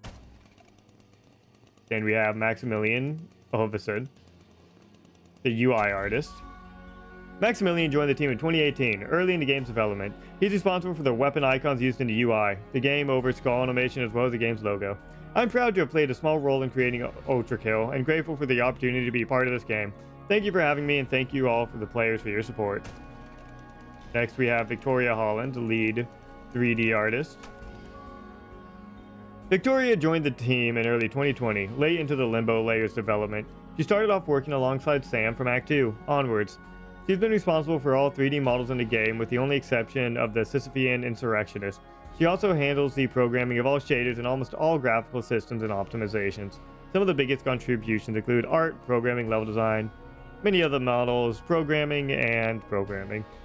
Waste no time to fear. Take the leap and embrace the person you want to be. You're not alone, so live your authentic self and always enjoy the journey. Then we have Tony Stigl, 3D artist. Tony Stigl joined the team right around the start of development in early 2018. We had previously worked together on a few small projects, including a now-cancelled stealth game called Untraceable, which is the origin of the Thinking Man statue that eventually became Cerberus. Alongside that, he modeled many of the early character models for Ultrakill until leaving the project in mid-2019. He also made the original Filth models, animations, and though those have since been replaced, Something Wicked still uses one of them, making that the only animation in the game that I haven't made myself. Some of the biggest contributions include those down there. Oh, I'm sorry, Tony. I didn't mean to knock you over. Nope. Hold on. Alright. Well, sorry, Tony. Next up, we have Flying Dog, the 3D artist. Flying Dog joined the team right at the start of development in early 2018, designing and creating many of the first 3D models and their textures. Although most of these models have since been remade and replaced, they're still based on its original designs, and many of its original models can still be seen here and there as Easter eggs. His final contribution to the game was the texture for the feedbacker arm in mid-2019. And finally, we have Samuel James Bryan. Sam joined in mid-2019, early into the Limbo Layers development, and is responsible for modeling most of the enemies in Act 1, including V1, V2, and Gabriel. His last modeling work for the game was Sisyphean Insurrectionist in early 2021, and he has mostly moved on to different projects since then, though he still occasionally helps out with feedback and modeling advice. No idea. Ask Akita. Now let's see, who's my favorite to take with us around? Wait, actually, he does have the model, so why doesn't he have a picture? I know, I'm torn between Big Rock and Jericho. Let's go Big Rock. I like the ears. Let's go. Come with me. We're going on a tour through the rest of the museum. Oh, look, they have a map too. This is great. I love this. It reminds me so much of, like, the Art Institute in Chicago. That huge art museum. It's really cute. I love it. Before we go through here, let's go through the nerd room, and then we can go through those. Nerd room. We have a bunch of nerds. Okay, here. Go over there for now. I'll grab you later. Cameron Martin, Quality Assurance Lead. Dahlia Figueroa. Sorry about that last name. Quality Assurance promo footage and screenshots. Tucker Wilkins, Senior Quality Assurance. Scott Gertie, Technical Quality Assurance. The New Blood QA team, Cameron, Dahlia, Tucker, and Scott, are responsible for making sure the game runs properly and without any major bugs. It's thanks to them that Ultrakill looks and feels like a functioning game despite being a mess of duct tape and spaghetti, glue, and players underneath. Prior to Ultrakill joining the New Blood catalog, I had to do QA myself, and even that smaller amount of bug testing makes me question how these people manage to stay sane. Well, relatively sane. In the immortal words of the great Hungarian center forward Nandor Hidekuri, I cannot read that. Amicor el Jone Foraldon e Zenipar Lesars El So Emily Minifog Kolzonon Zapen. Be it games, music, movies, or the company of others, Be sure to enjoy the good times that you experience and always look back on life with a positive note. Life is precious, and after all, it's your own show. Enjoy your life to its fullest and give everyone respect and love. A smile on someone's face is worth the weight in gold. I understand the sentiment, but the weight of a smile is not going to be a lot of gold, honestly. Of all the scars on my psyche, this one will always remain a favorite one. Oh, that's funny. From that cursed door to the accidental spawner arm slip, it's been a great time regardless. Sometimes video games can be cool as hell. Hopefully we can get more of them, and that is a pun that I'm sure they meant to do. Being able to help bring to fruition a strong creative vision like Akita's has always been an absolute honor and unforgettable experience. I will remain forever grateful for the opportunity, and I look forward to whatever might come next. And we have Peter, the lead programmer. A very sad cat, makes sense.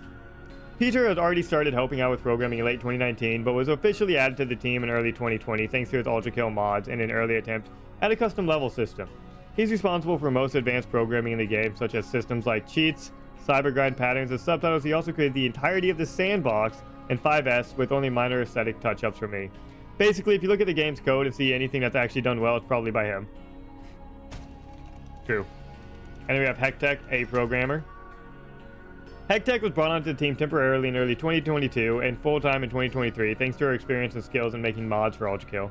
To overhaul the style system to include staleness as well as other related quality of the life features, she also created the jukebox system for the cybergrind, the new multi-bind system, and other quality of life features. The harvest is lacking this year. Next up, we have Emmanuel Cable Crow. Cabal Crow was one of the first hardcore Ultrakill fans who helped spark the game's speedrunning scene. He also helped out a lot with figuring out bugs before the game got a QA team and recorded most of the trailer footage and early trailers. His programming contribution comes in the form of the climb step system he created in 2020, which allows players to smoothly step onto and over small ledges and obstacles. You know what they say, 50 bucks is 50 bucks. Give me these glasses. What?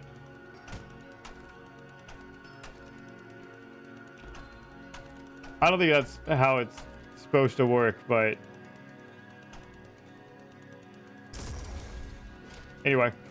Next up is Lucas Varney, additional programming. Lucas is another new blood programmer, mostly working on his own game, but occasionally jumping in to help with Ultrakill when needed. His contributions have been mostly optimization related, helping make the game run better, as well as creating development tools that allow for easier per level optimization. Many thanks to everyone here, including you, the one reading this. Thank you. It's always been my dream to work on video games, or I guess I should say, you're welcome. But I never thought I'd be good enough to do it professionally. I dropped out of high school early due to anxiety, and I really felt like I was throwing my life away, but I never gave up and I never will. Whoever you are out there, never lose hope, and always know that there is no shame in being yourself and doing the things you love, so long as nobody gets hurt. You're more than your label, and you're more than your credentials. Enjoy the little moments, embrace what makes you happy, and the best person you can be. Thanks, Lucas. Next up, Ben Moore. Ben Moore, additional programming. Ben, aka Zombie, is the New Blood's resident programming wizard. He hops around from project to project, fixing tricky issues and giving general programming advice. If there's a problem, he knows the solution. Although most of his work on Ultrakill is in the form of helping other programmers, he has himself also programmed some of the systems in the game, such as the controller support and the auto-aim assist. Lovely. Let's go. Meow indeed.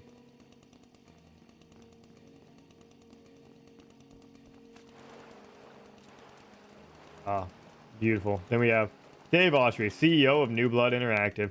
Oh, look at him with his dog. That must be Big Dave. Then we have Restroom and Talk Room. Okay, stay here. Mega Neko. I did the wrong button. Mega Neko. I met Megan Echo in early 2020 after Big Rock, who's a fan of his, noticed he followed the Ultrakill's Twitter account and asked if he'd be interested in collaborating. Originally, I didn't have anything specific in mind, but once he sent me a sound test clip that showed the kind of sound he'd go for? Is that a backwards G? Am I tripping? Hold on. 1 second. No, that's not backwards. I'm literally just tripping. The dyslexia will be striking harder. Good God. All right. That sound test eventually, through months of iteration, became the Cybergrind's titular background music in a way you can thank him for causing the creation of that mode. Playing the alpha demo got me incredibly inspired. Getting to channel that back into the game was a bit surreal. Big thanks to Hakita and Big Rock for reaching out. Oh. Okay, next up. Kagan Church. The guest composer. Kagan Church, aka Master Boot Record, approached me in mid-late 2022, and I was already a fan of his music as Kagan Church, so I was happy to have him on board as a guest composer. The timing was perfect as well, since his style fits so well with the aesthetic of the Heresy layer. So he created the first battle theme for P2 titled Tenebre Rosso Sangue. He also collaborated on the connected ARG, with him doing most of the heavy lifting since he already done similar things with his projects. Low resolution, high imagination, praise the code. Oh, sorry. Sorry, Church. Health. Wait, Health was a guest composer? I love Health. Health. Benjamin Miller on drums, Jacob Dusek on vocals and guitar, and John Fermigletti on bass software. In early 2023, we collaborated with the band Health to premiere their song Hateful in the Cybergrind. I've been a fan of Health ever since I heard their music in Max Payne 3, and their heavy blood-pumping electronic beats are a perfect fit for Ultrakill's mayhem. So I'm very happy that their music became a part of the game. Back to the Cybergrind. Oh, yo, I love King Gizzard and the Lizard Wizard. They're fantastic. They're crazy. They're absolutely crazy musicians. And look at this. Wait, hold on. Was that... 1 second. Hold on. I think that's Nonagon Infinity opens the door. Nonagon Infinity opens the door.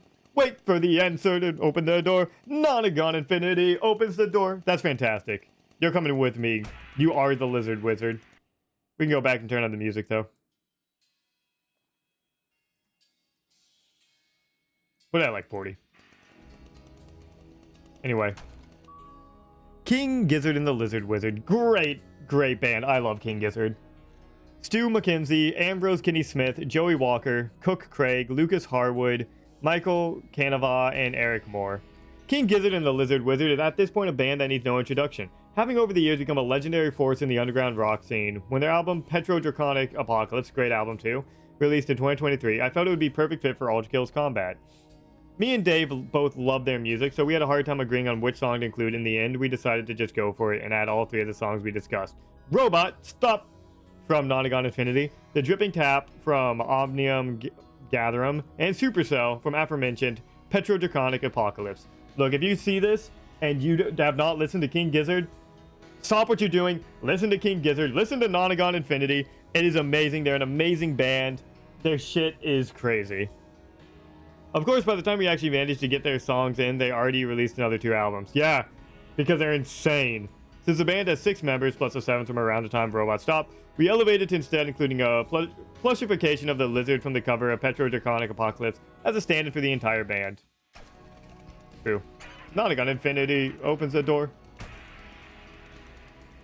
Okay. Quetzal Tirado, guest musician. Quetzal Tirado. I met Quetzal through a mutual friend in early 2021 when I asked her if she could record a saxophone solo for the P1 song Chaos. The solo didn't really end up working out, but parts of her recordings were still included and scattered about the track for added noise and texture. Later, she recorded improvised saxophone solos for 5-1 song Deep Blue, which I edited into what you hear in the final version. She also recorded the bass clarinet drone, which turned into the Sisyphean insurrectionist horn sound effect. My mom liked the song I'm on in Ultrakill, so I think at this point I count as a successful artist, right? Also, many thanks to the gay people find me on thanks to the gay people. Find me on that one level where the water fucks up the music, baby. Alright, just played that level. Additional music, additional credits. Take Care, the shop theme, sampled from Where You're Foolish, Cerberus.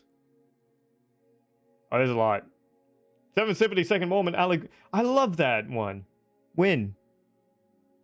It's a great one. I love the 7th Symphony, just the entire 7th Symphony, to be honest. Beethoven. Alright, anyway. Additional credits. Here, you can go down there. Okay, Salad. Salad Helping Hand. Having previously contributed to the game with his drawing of Chiquito Salad, temporarily joined the team in early 2025 to help with new UI art and programming. Mainly focused on the Smile OS 2.0 system the terminals use, but also drew the text mode pixel art logo at V1 for the main menu. He has also helped me out by hanging out in voice chat daily during development sessions for motivation and bouncing ideas off of. Let's see you grit those teeth. Woo! Next, Jacob HHR. Jacob, writer, prose and dialogue. Jacob joined the team in early 2020 to help write the prose and dialogue for the game after I met him through a mutual game developer friend. He's mostly responsible for the writing in the various books you find around the levels, as well as Gabriel's dialogue and the prose for the intermission cutscene in Act 1. I came up with a general outline of what I wanted each text to have, and he would write it with some tweaks and edits from me afterwards. While in Act 2, the prose writing was more of an even 50-50 split between us. Most of the great poetic phrases and impactful lines that have become iconic in the Ultrakill community are thanks to skills with the English language. And finally, The Vizard, the museum creator. The Vizard was picked up temporarily in late 2022 to create this museum thanks to his experience and skills with an early version of the Ultrakill's level editor. He designed the level and made all the models and textures for it. If you were wondering why it's the best looking level in the game, he's the reason. Ultrakill is special to me in a way that is just a book's length worth of words. Working on this game is something I will hold close to my heart, always. I hope I can continue working with the wonderful people at New Blood, and the interactions I've had with the community helped bring me to be a part of this team. Sometimes I wonder where the dominoes fall begins and where it will end. But if Oif ever sees this, a good YouTube video, the Ultrakill rip and tear, really changed your life. Perfect. Alright, come along, lizard.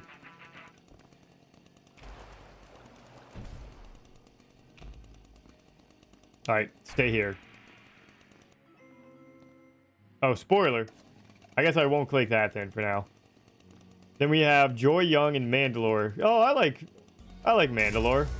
Mandalore Gaming's great too. Voice of Mysterious Druid Knight. I originally met with Mandalore in late 2019 after his review of Dusk when I DM'd him to ask to elaborate on some criticism he had mentioned on retro shooters.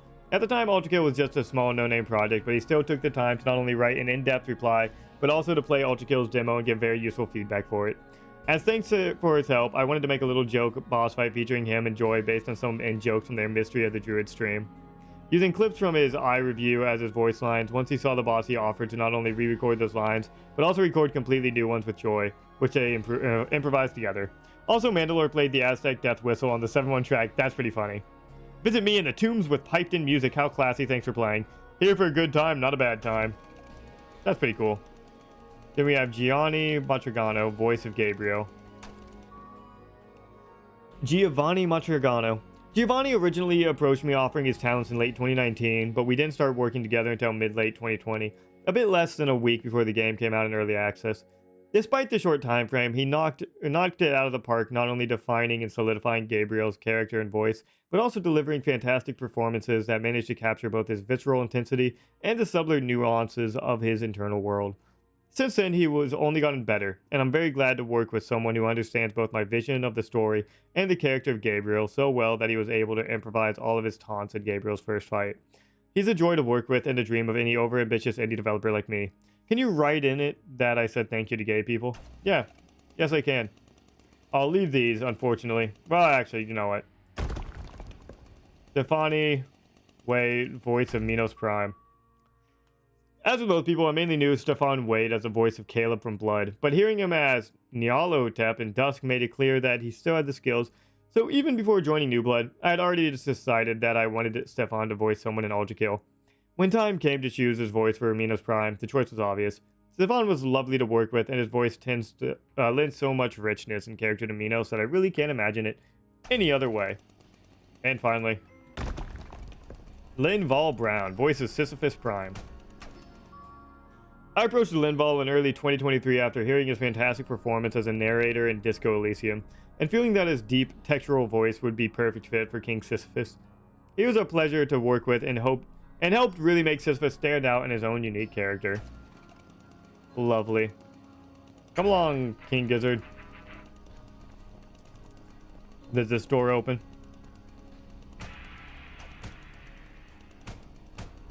Okay, well that's where King Gizzard is staying, I guess. Let's bring the cat back. Meow. Now we just have the upstairs, and then we can leave the museum to rest.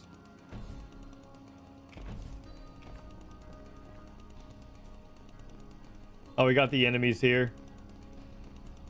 All right, stay over there. Nice. Filth. Oh my god, there's so much. Okay. The filth, originally just called Zombie or Husk, was the second enemy designed for the game. We didn't have concept arts at the time, so I just told Tony to make a scrawny zombie like the ones from Quake. This was the usual process before Big Rock joined as the first concept artist, and the contrasted design quality makes it clear that creative concept artists can really make a big difference. An interesting aspect of the filth is that in the early version of the demo, people complained about the AI of the melee enemies being too dumb, but those complaints completely stopped after the redesign. The new version actually looks like a mindless swarming monster that only thinks about eating, so it being dumb no longer felt out of place, or like a flaw. Properly messaging me the purpose of an enemy or object through how it looks is often underappreciated aspect of character design. The new design is inspired by the debut album by Swans, which is also where Enemies got its name from. At first, the model's mouth and teeth were much smaller, but it just kept telling Victoria bigger until we reached the point it's at now. The filth was originally colored orange to make it fit into the prelude chapter, but it actually became an issue where people would often have a hard time seeing them since they fit in too well.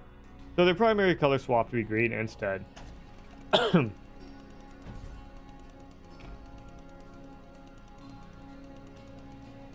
Yeah, I like the newer design.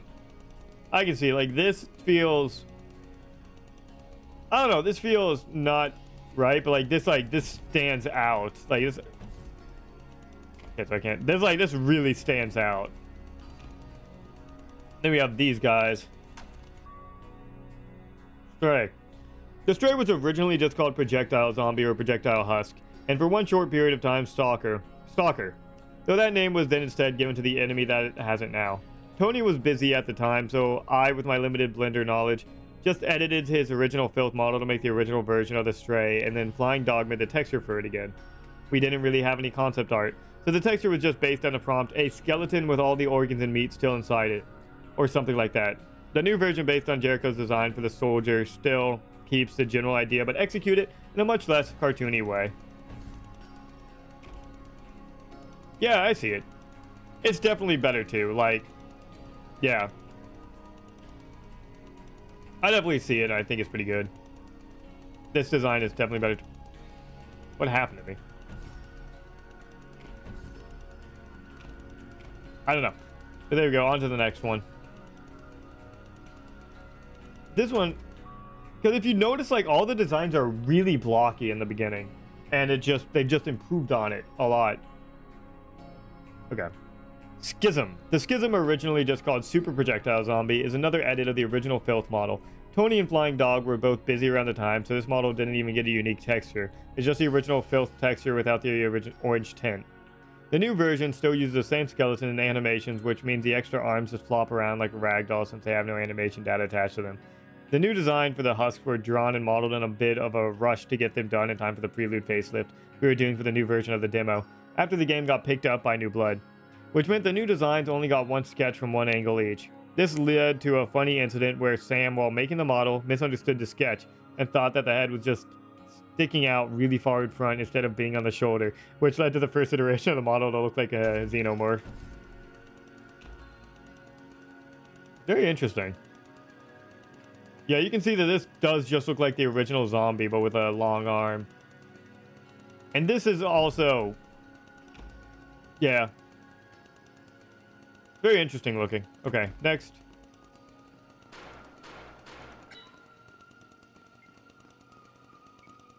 Got the heads. Malicious face. Oh, there's a lot here. The malicious face called... The malicious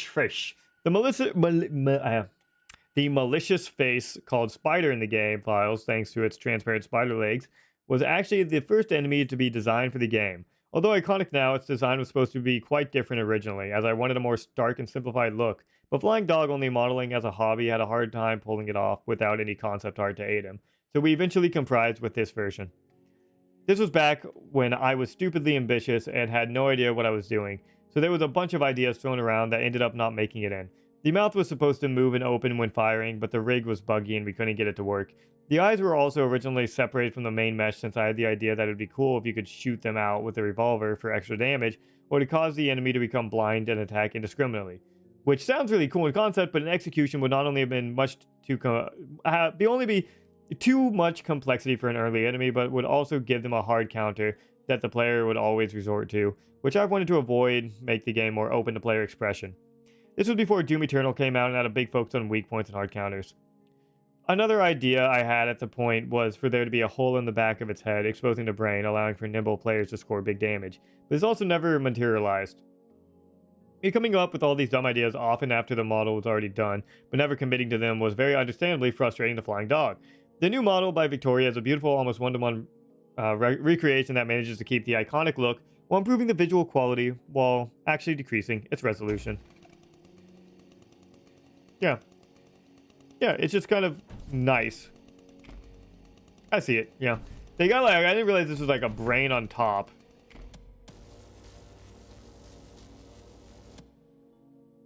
Okay, and the final one, this lad. This one, honestly, he looks pretty much the exact same, except just higher quality. Sword Machine. The Sword Machine was the first enemy to be designed by a concept artist, and the difference really shows. Big Rock's wonderful blame-inspired design is rich with implied character that later became explicit when I wrote the data entry for it.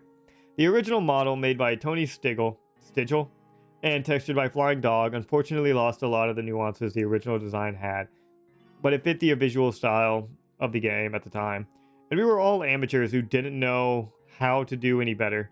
Victoria has since then remade the model based on Big Rock's original concept art and perfectly translated it to 3D.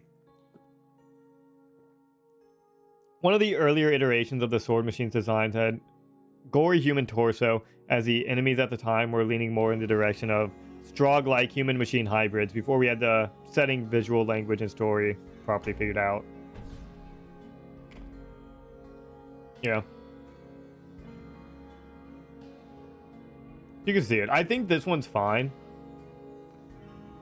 It's just like, this is just generally better. Like, I could probably make a model like this. This would be a lot harder. Okay.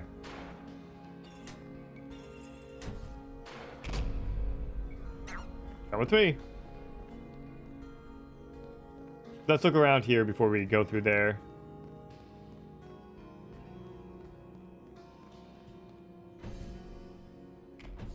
This museum is so great. I think more games should do this. It just feels like... It really gives me, like, Art Institute in Chicago vibes. I know I said that, but I want to say that again. Like, it feels like I'm walking through a museum on vacation. It's really nice.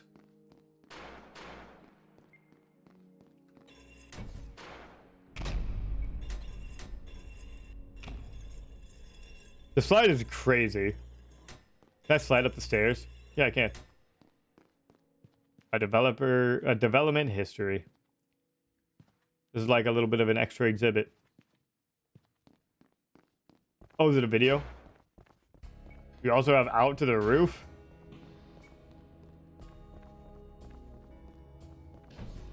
A chess game. This is unneeded, but this is really cool. Can I play a game of chess?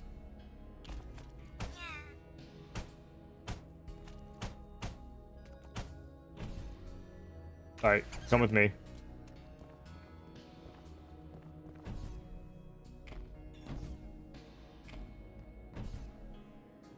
What's down here? Just added an aquarium with the museum inside the aquarium. This is also entirely unneeded, but that's also really fun. That's a fun little thing. This was the I don't remember his name, the Double V name. This was just like his art project that he just kept getting ideas and he just kept executing on them.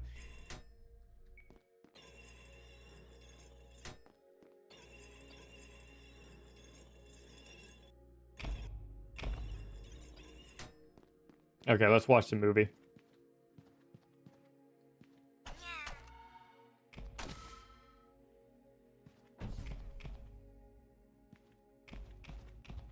We have everyone watching the movie too.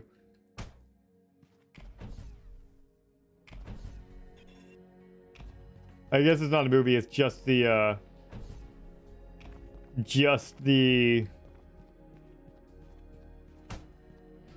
aha.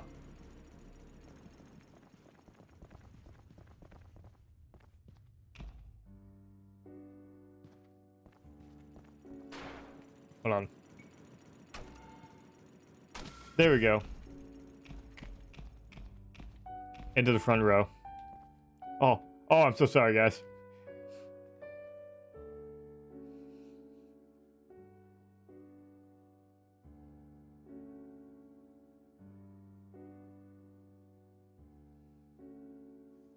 The gun didn't change too much.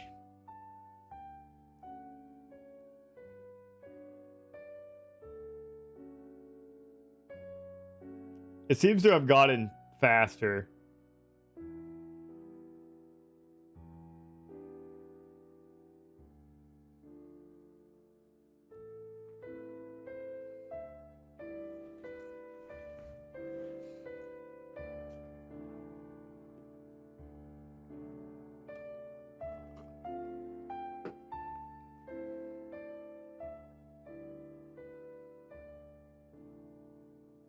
Yeah, it's starting to look very much like what I know now.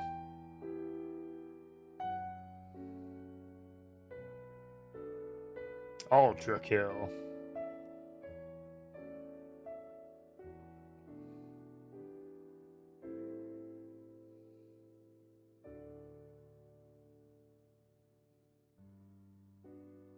Ah, the coin, the best weapon in the game.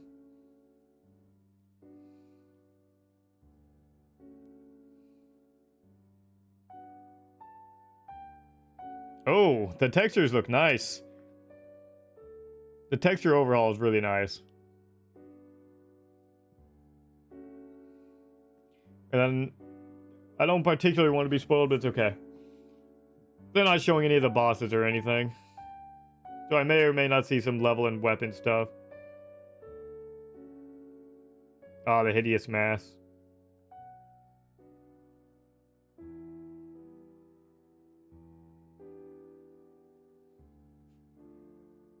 Okay, that's a new one that I haven't seen yet. That's a cyber grind, I see.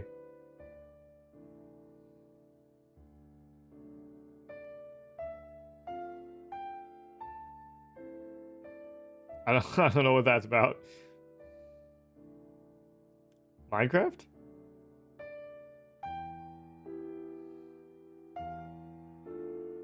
Double? The double railgun goes crazy. Is that mine? Oh, no, that must be the level editor.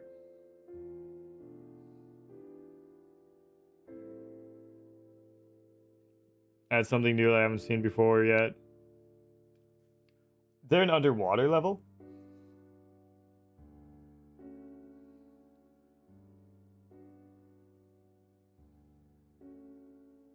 I haven't seen the ferryman yet. The museum.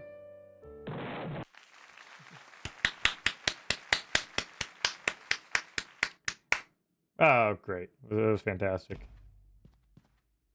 Let's go. Come on, dog. Let's go.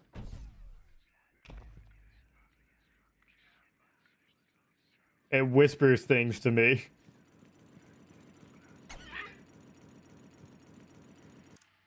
There we go.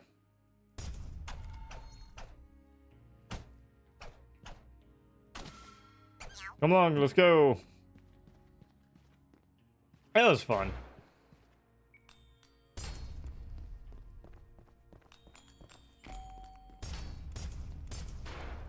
The coin is so good too, anyway.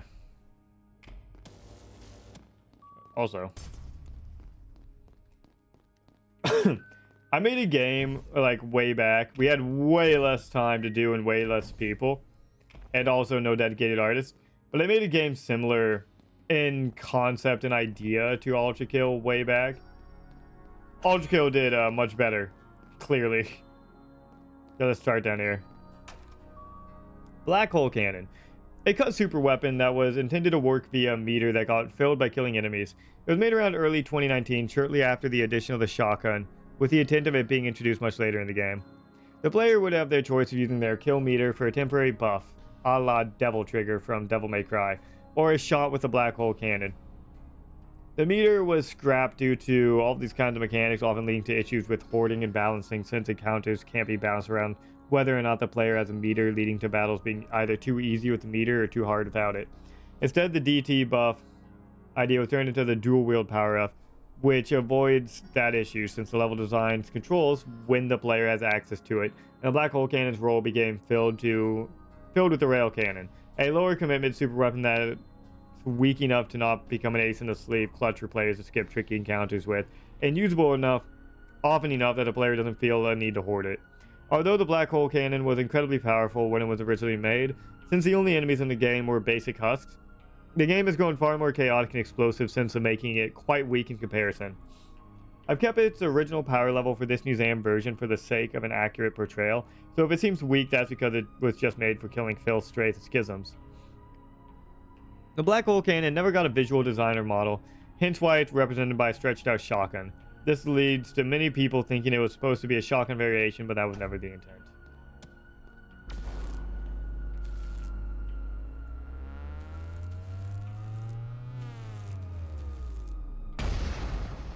Huh. Very... Oh, it goes through the floor too. Interesting. The beam cutter. Primary fire, hold to fire beam. Secondary fire, place and remove beam drone. A sixth weapon which was cut early in the creation due to running into many design issues and to avoid arsenal bloat and weapon roll overlap. Based on the lightning gun archetype, it fires a sustainable beam that requires the player to track their target to deal continuous damage. It deals reduced damage while standing still to discourage the player from standing still while firing, though in this version you can just move back and forth quickly to fulfill that requirement without making aiming much harder.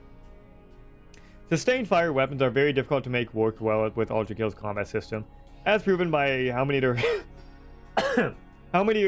a nailgun had to go through before it found its place in the arsenal. And since infinite ammo means every weapon has to have its own niche in order to not make any other weapon obsolete, and the nailgun already filling a similar role, I made the choice to cut it instead of trying to force it into the already full arsenal. The front of the weapon was supposed to spin when the beam is being fired, but this work in progress model has no rigging.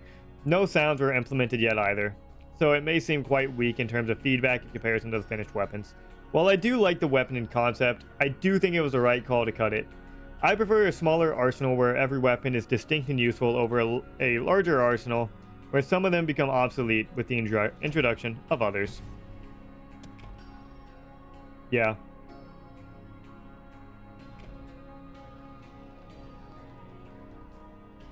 I see. Oh, and the beam doesn't move on the drone either.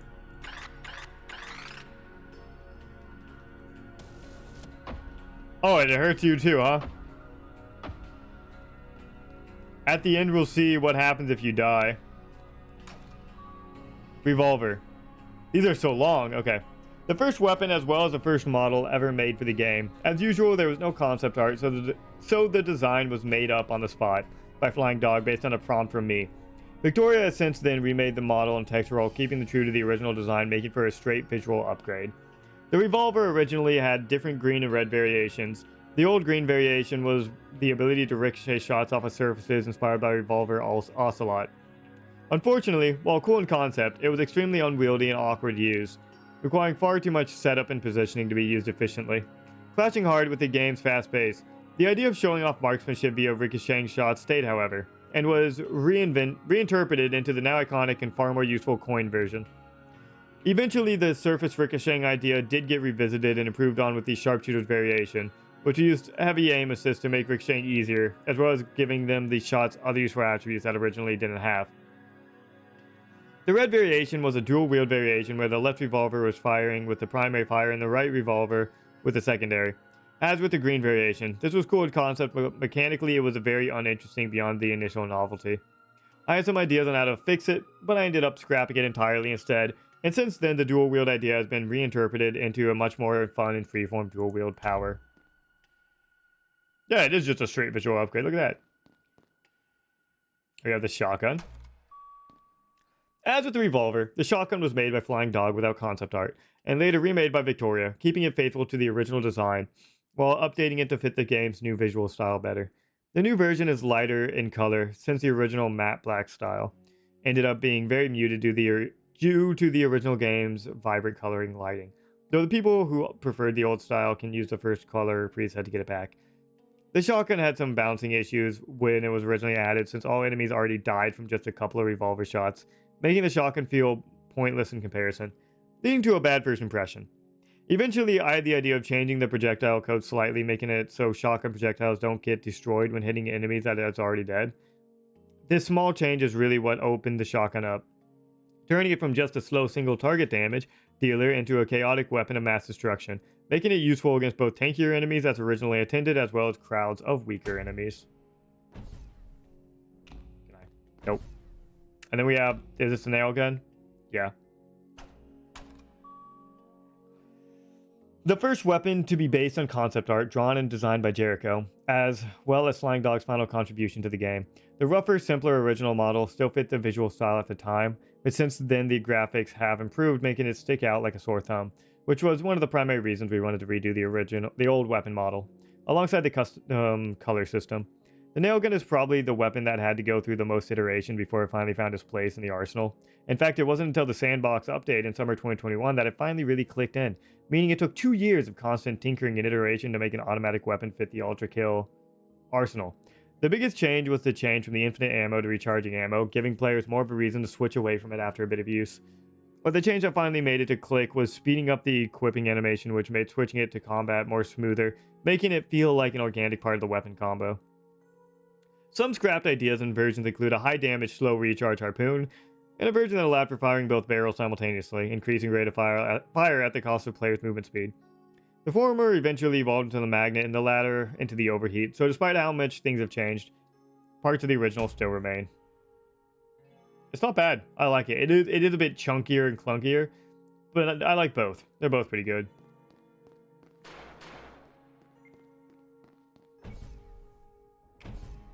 And the final part of the museum here, before we end ourselves and see what happens. Probably just respawn in the beginning.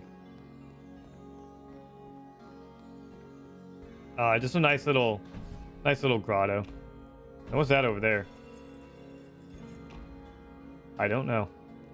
And we'll never know. Alright, I think that's like the entire museum. So let's end ourselves on the laser and see what happens.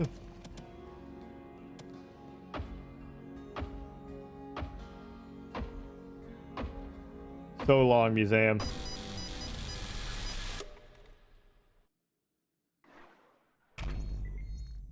What, did that put me back at level 1? Cancel. Alright, that was fun. That was a fun little thing. Under construction.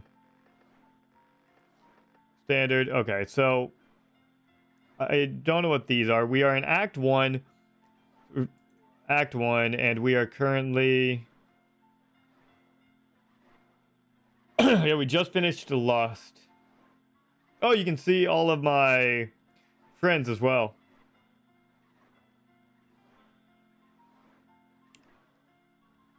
Fun. Yeah, we're on Gluttony now. We just started it.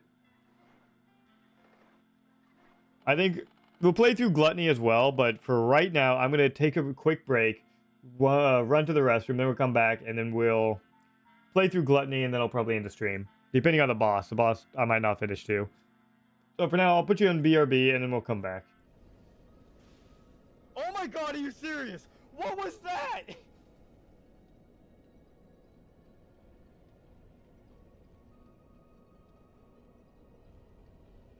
losing my mind. I'm losing my goddamn mind. Snipers are in the... Oh my, tower. what are you doing? Don't worry, it's fine. Actually, now that I look at the time, here, let me put on back on my chroma key.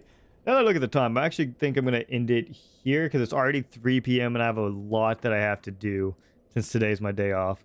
So let's put on... No, not this song. How about... There we go.